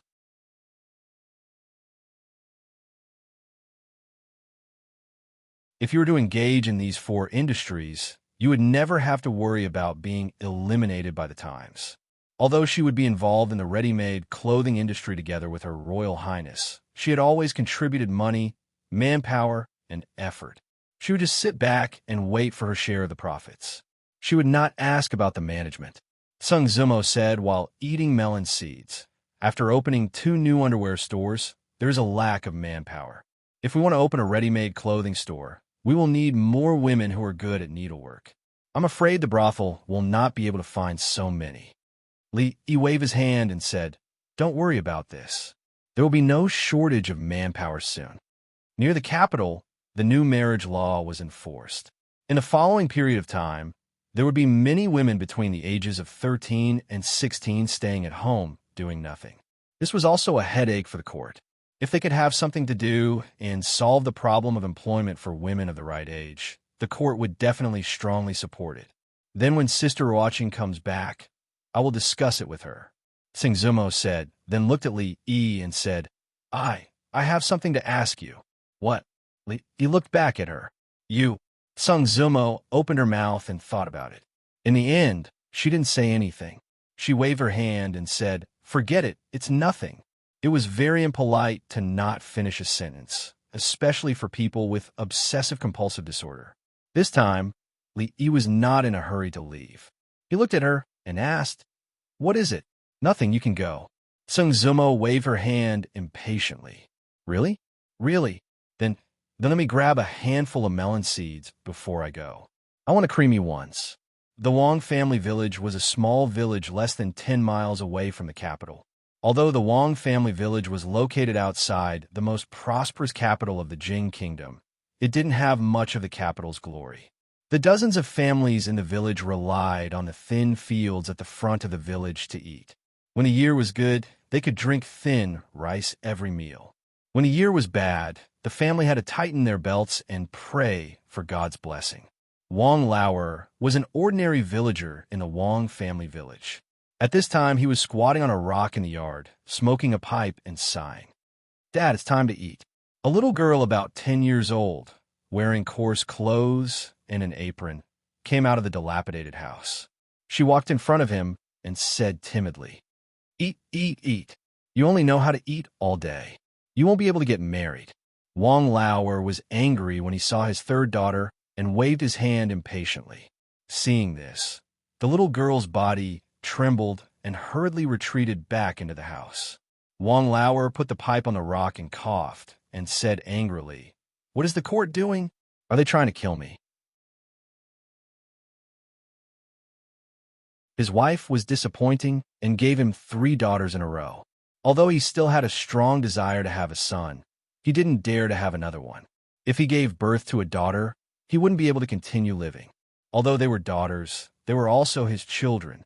Although they were often beaten and scolded, they had been living in poverty for more than 10 years, and they had grown up one by one. His eldest daughter was 14 years old and had just been engaged. The second daughter was 13 years old and was also at the age to get married. He thought that if his 2 daughters got married, there would be 2 mouths to feed at home, and he would have betrothal gifts from 2 families so he could live a better life. However, he didn't expect that his eldest daughter would get married in a month. The court suddenly issued an order that women couldn't get married before they were 16 years old. This delayed the 2 children all of a sudden. Wang Lauer suddenly felt a lot of pressure and couldn't live anymore. King Court. They don't let people live. Wang Lauer scolded angrily. A middle-aged woman poked her head out of the house and said, "Keep your voice down. If someone hears you, you'll be punished." It would have been better if she hadn't said it. As soon as this matter was brought up, Wang Lauer became even angrier. He jumped down from the rock and scolded, "What's going on? They're allowed to have children, but I'm not allowed to talk about it. I just want to talk about it." This King Court They even care about me marrying off my daughter. Wang Lauer, who are you calling F King dog? Following this voice, an official dressed in black walked in from outside. This F King Wang Ergu, he owes me 2 copper coins and hasn't paid me back in a month. Wang Lauer looked at the official with a fawning expression and asked, Sir, what brings you here today? The official waved his hand and flipped through a booklet in his hand. He went straight to the point and said, Wang Lauer, your Zhaodi and Indi are both over 13 years old, right? When Wang Lauer heard this, he was stunned for a moment. His expression immediately changed, and he said warily, Sir, my Zhaodi and Indi are both betrothed. I don't care if they are betrothed or not, as long as they are over 13 years old. Oh, right, you're Liodi. Wang Lauer's face was full of fear. My Liodi is only 10 years old. She's still a child. The official glanced at her and directly asked, It's said that if any family has a girl who is over 13 years old and has good sewing skills, she can work in the workshop. She will work for 8 hours a day and will be paid 10 copper coins. Will your family Zhaodi and Indigo? No. Wang Lauer shook his head repeatedly. How could he believe the official's nonsense? 10 copper coins for 8 hours a day. He couldn't even earn that much, even if he worked 16 hours a day. Was he trying to trick his own daughter? All right, then I'll remember it. The official waved his hand and turned to leave. Wang Lauer was stunned when he heard this. He left just like that and didn't want to force him. What if he scared him a little more and he agreed? Dad. A figure hurriedly ran in from outside. It was a 13 or 14-year-old girl who panted and said, Dad, I heard that Her Royal Highness's workshop is recruiting people. For the first 3 months, it will be 10 copper coins a day. After 3 months, it will be 15 copper coins a day. Is it true? Wang Lauer asked with his eyes wide open. It's true. The girl nodded repeatedly and said, There's a notice outside. The official is going from door to register. I heard that the quota is limited this time. I saw the official just now. Dad, did you register me in Indi? Wang Lauer was stunned again. After he came to his senses, he ran outside. Sir, don't go. I'm willing.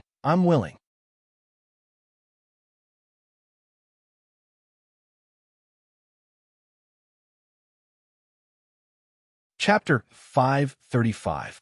Li had always felt that 2 months was a long time, but in reality, it was just a blink of an eye. It was already mid-September in the 2nd year of Jinghe. If it wasn't for the fact that the old emperor had delayed Yongning's return to the palace by 10 days, they would have left a few days ago. The reason why it was them and not her was because in the past 2 months, the Tsundra Lolita had used the excuse of visiting Yongning to visit them for 2 whole months. The official reason for these 2 months was to treat Yongning's illness. Of course, this matter was still limited to a very small number of people. After all, for her safety, the old emperor wouldn't spread the news of the young princess leaving the palace. None of the court officials knew about this. Although Li Yi knew that Yongning wasn't sick at all, it would be good for her to leave the palace for a few days.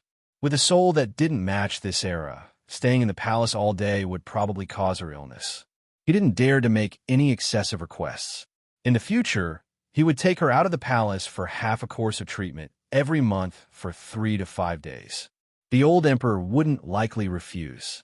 In these 2 months, it took a lot of effort to finally make her understand what she could say and what she couldn't.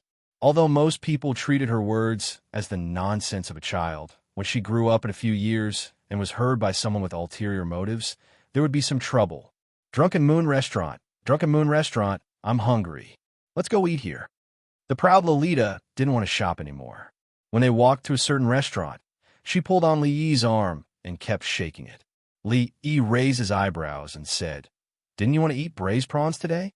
We don't have it here. Let's eat here first. We'll eat something else when we get back. The proud Lolita, who was good at accounting, would never suffer a loss. Although she said that she would eat a lot of delicious food when they got back, that was a matter for when they got back. It didn't conflict with what they ate now. Li Yi looked at Yongning and saw her nod. He waved his hand helplessly and said, Then let's go in. I'll go buy something over there. You guys going first, Sung Zumo said to them, and took Xiao Chui to a shop in front of them. It was the Golden Jade Pavilion, a place that sold jewelry. Yong Ning was sticking to him more than she was sticking to him, and this caused Li Yi to feel rather depressed. Could it be that young girls are naturally easier to get close to? Of course, he was only slightly depressed, and he hoped that Yong Ning would be able to find more sustenance here. Find a quiet room. It's best if it's near the window. Li looked at him and said as soon as he walked in, a waiter came out to welcome him with a smile. Sir, have you made a reservation? The waiter asked with a smile. What's wrong? Is it a full house today? He looked around. Although it was mealtime, there weren't many people eating here. There shouldn't be no room. Sir, there is something you don't know. Guests that come to the Drunken Moon Inn must make a reservation in advance. This is the rule of the Drunken Moon Inn. The waiter patiently explained. He looked at the old man behind him. This kind of thing should be a piece of cake for them. The old man nodded and walked to the front. Not long after, the waiter wiped the sweat on his forehead, and the smile on his face became even brighter. Sir, please go upstairs. Although he was just a small waiter in the Drunken Moon Inn, he had received many nobles on a daily basis, so he naturally had some experience. Although these people still didn't reveal their identity, the old man gave off a very scary feeling. The most important thing was that sign. In short, these people probably couldn't be easily offended. Making a reservation in advance was the rule of the Drunken Moon Inn. Rules were made to be broken. Rules for ordinary people were not suitable for some people. On the way upstairs, the gray-clothed old man frowned and asked, Why not the Sky Room one? The waiter wiped his cold sweat and said carefully, Sir, unfortunately, the Sky Room one was booked by a group of nobles today. Okay, as long as there's food.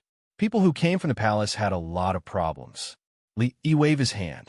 This kind of mysterious sense of superiority, other than the palace, couldn't be cultivated in ordinary places. When he passed by the so-called Sky Room 1, a waiter went in to serve the dishes. Li casually glanced over and saw that there were quite a lot of people in the room. There was even a woman singing. She really knew how to enjoy herself.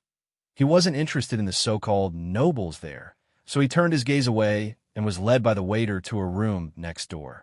The standard of this Drunken Moon Inn was not low, even in the capital. The private room was extremely spacious, and even the surrounding walls were hung with paintings and calligraphy. Li only needed to glance at them to know that the value of these things was not low. Of course, the most representative of the standards was the price of the dishes here. A plate of tofu for 3 taels of silver, a huge profit.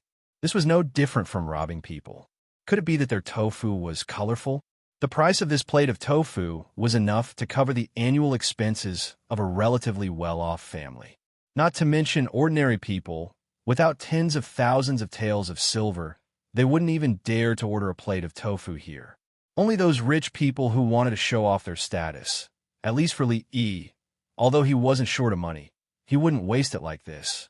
Of course, if the money was reimbursed by the palace, it would be a different story. When the arrogant Lolita and Yong Ning were discussing what to eat, Li Yi took a sip of tea and thought about something else. Since the academy was still under construction, it would take a long time. In the next period of time, he might be completely free, but he wouldn't be free for long, because the hero competition was about to begin. Downstairs in the Drunken Moon Inn, Tseng Zumo and Xiao Chui walked in. Xiao Chui pouted and said, Bing Ning and Cinny are leaving so soon. I'm a bit reluctant. Tseng Zumo only smiled. She naturally liked the 2 innocent and cute girls. However, judging from their dressing and daily behavior, both of them had received orthodox education, especially the girl named Li Bingning. Her family background was most likely not low. She had learned etiquette at home when she was a child, so she was a little more sensitive to these things. What's more, a few days ago, the 2 little girls each gave her a bracelet, and the other gave her a hairpin. None of them were ordinary items, and they looked expensive. How could an ordinary person take them out? Although she didn't know their specific identity, she could guess a little. How could the daughters of such a big family be fostered in someone else's house for a long time? A few days ago, She ordered 2 bracelets from the Golden Jade Pavilion. In terms of value, it might not be comparable to the things they gave, but as a parting gift, it wouldn't look shabby. Seeing that there were guests coming in, a waiter immediately went to greet them. Xiao Chui described a few words to them, and the waiter immediately stretched out his hand respectfully. 2 ladies, please go upstairs. The person you are looking for is in the second sky room. The 2 of them walked up the stairs, and, at this moment, a young man walked out of the first room. When he saw the waiter walking toward him, he cursed, "Why haven't you served the 2 pots of 1000-day drunken wine yet? Why are you wasting your time looking for them?" Halfway through his words, he looked at the 2 girls behind the waiter, and his expression was slightly startled. A puzzled expression appeared on his face, and he scratched his head as if he remembered something, and immediately exclaimed, "It's you."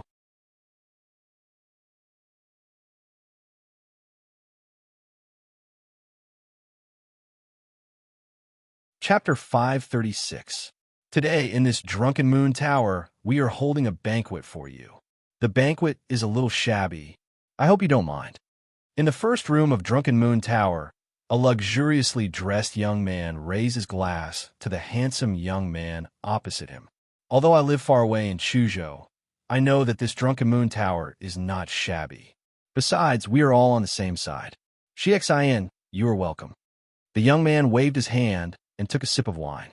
He turned to the person next to him and asked, "When we were in Chuzhou, I heard that Brother Qin was unwell. How are you now?" "I am fine." Qin Yu cupped his hands and said, "Recently, he had just recovered. According to the doctor's advice, he should focus on recuperation and should not be too active." However, Duanyang's identity was special. Among his peers, someone of similar status had to come out to greet him. Chun Li-jun and Shui Qingyu were busy, so he was the only one left. The young man smiled and said, "With your identity, you should take more guards with you when you go out in the future." Qingyu nodded. He was used to being domineering in the capital, and no one dared to stop him. Who would have thought that he would encounter what happened last time? After this incident, he had greatly increased the number of guards to avoid encountering strong people in Jianghu like last time. At this moment, there were about 10 young people at the banquet. Among them, little Duke Qin and Duanyang were the leaders. Duanyang was the son of King Hui. His mother was the legitimate daughter of the Chui family and the younger sister of concubine Chui. Therefore, he had a close relationship with the Chui family and the King of Shu. The young man looked at Qin Yu and asked, "Have you seen Brother King of Shu these days? His Highness has closed the door of his mansion since he came out of the palace." Qin Yu shook his head and said, "Although I'm not in the capital, I've heard about what happened to the King of Shu. Who exactly is the county magistrate of Chang'an? How could he be so free and unfettered when he offended his superior? What's going on?" Speaking of this matter, Royal Prince Duanyang's face showed a hint of sternness. He only had a general idea of this matter, but he did not know the details. The people at the banquet looked at each other. Speaking of which, half of the people present had the most direct impression of who that county magistrate was. Every time he thought about the matter of the academy's enrollment, he couldn't help but feel depressed. Then he's a complete lunatic," one of them said through gritted teeth. It was more suitable to describe County Uncle Li as a madman than to describe young Duke Qin. Putting aside the fact that he had beaten up a prince in public, he was the only person in the history of the country who could force His Majesty and all the officials to submit, even though he was recruiting students for the academy. He had neglected his duties for personal reasons and openly targeted the King of Shu's faction. Even though they'd managed to get a spot in the end, the price they paid was huge. Of course, this involved deeper matters, and it wasn't something they could participate in. No one present dared to provoke that person. After all, who would dare to provoke a lunatic who had intermittent hysteria, who could act up at any time, and who would not be severely punished even if he beat up a prince? It was said that even the Princess Royal, who was always with him, had contracted intermittent hysteria. Of course, these speculations were not suitable to be voiced out now. Qin Yu lowered his head and drank his wine. When he heard the name Li Yi to Royal Prince Duanyang, there was no expression on his face, but a trace of haze appeared in the depths of his eyes. At this moment, someone came in from outside. A young man dressed as a servant walked over quickly and said a few words in Qin Yu's ear. Qin Yu suddenly turned around and looked at him. After a moment, he stood up from his seat with an extremely gloomy expression. "Young Duke Qin, what's wrong?" Everyone was surprised and also stood up one after another. Why hasn't she come yet?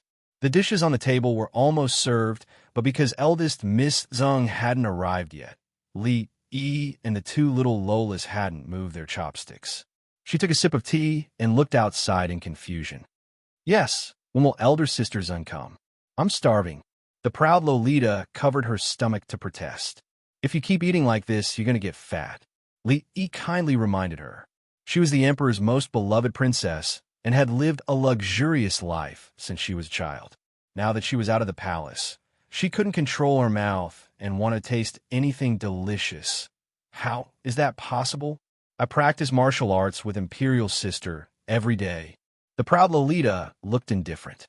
Then, she seemed to remember something and looked at Li Yi angrily and asked, "What's wrong?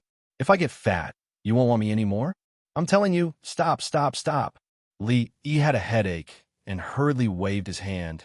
"Don't say such things in front of your imperial father and imperial mother." The unconvinced proud Lolita wanted to say something more, but the door was suddenly pushed open. Zheng Zumo walked in with a flustered expression and said, "Quick, let's go." The proud Lolita and Yongning were the first to be pulled up by her and quickly walked out of the door. Li Yi also stood up curiously. The proud Lolita shouted as she walked out of the door, "Hey, don't go. We haven't eaten a bite yet. There's still a beggar's chicken not served." The gray-robed elder, standing at the door, stopped the woman who was holding the two princesses. From a room on the side, a figure walked out. Then 2, 3, and more than 10 people walked out. Zheng Zumo's face was pale as she protected the two little girls behind her. Xiao Chui stood beside her. When she saw the man walking in front of the crowd, there was no trace of blood on her pretty face. "It's over," she thought in her heart. "They are." Royal Prince Duanyang looked at the woman in front of him, and a trace of amazement flashed through his eyes. However, if it was only because he liked this woman, Qin Yu shouldn't have such a big reaction. After all, it was well known that his hobbies were different from others. Qin Yu covered his chest with one hand. It seemed that he felt pain again, but more shame. A trace of mockery appeared at the corner of his mouth, and he said, "Two ladies, what a coincidence." Zheng Zumo pushed the two little girls behind her, and her heart completely sank. Young Duke Qin. She didn't expect that there would be a day when she would see him again, and on such an occasion. That day, she and Xiao Chui disguised themselves as men and hurriedly escaped from the scene. After finding one watching, they changed into women's clothes. Later, she learned that young Duke Qin was beaten in the street. The matter was very big, and the whole city was searching for the perpetrator. At that time, she was actually also nervous. It was not until later, when the matter gradually subsided, that she and Xiao Chui were relieved. However, she never thought that she would be recognized like this today. Thinking of the other party's power and background, her body trembled, and she couldn't help but take a step back. After that, she felt a hand patting her shoulder. Li Yi walked out of the room, and when the mocking smile on Qin Yu's face froze, he spoke with a smile. "Yes, it's really a coincidence. Young Duke Qin." Crash! At the same time that Li Yi took a step forward, several people on the opposite side couldn't help but take a step back. Li Yi, County Uncle Li, who had long been famous in the capital, was likely to go crazy and kill people on the spot.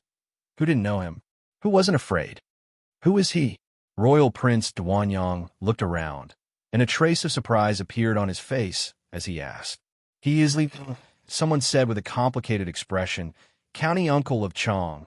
And you're tuning in to the Romance Rendezvous YouTube channel. We're so grateful for your support, and don't forget to subscribe to join us on this incredible journey through captivating stories. Your generosity through donations truly makes a world of difference, as it's the primary source of revenue that allows me to expand and enhance this channel for you. Thank you from the bottom of my heart for being a part of this adventure.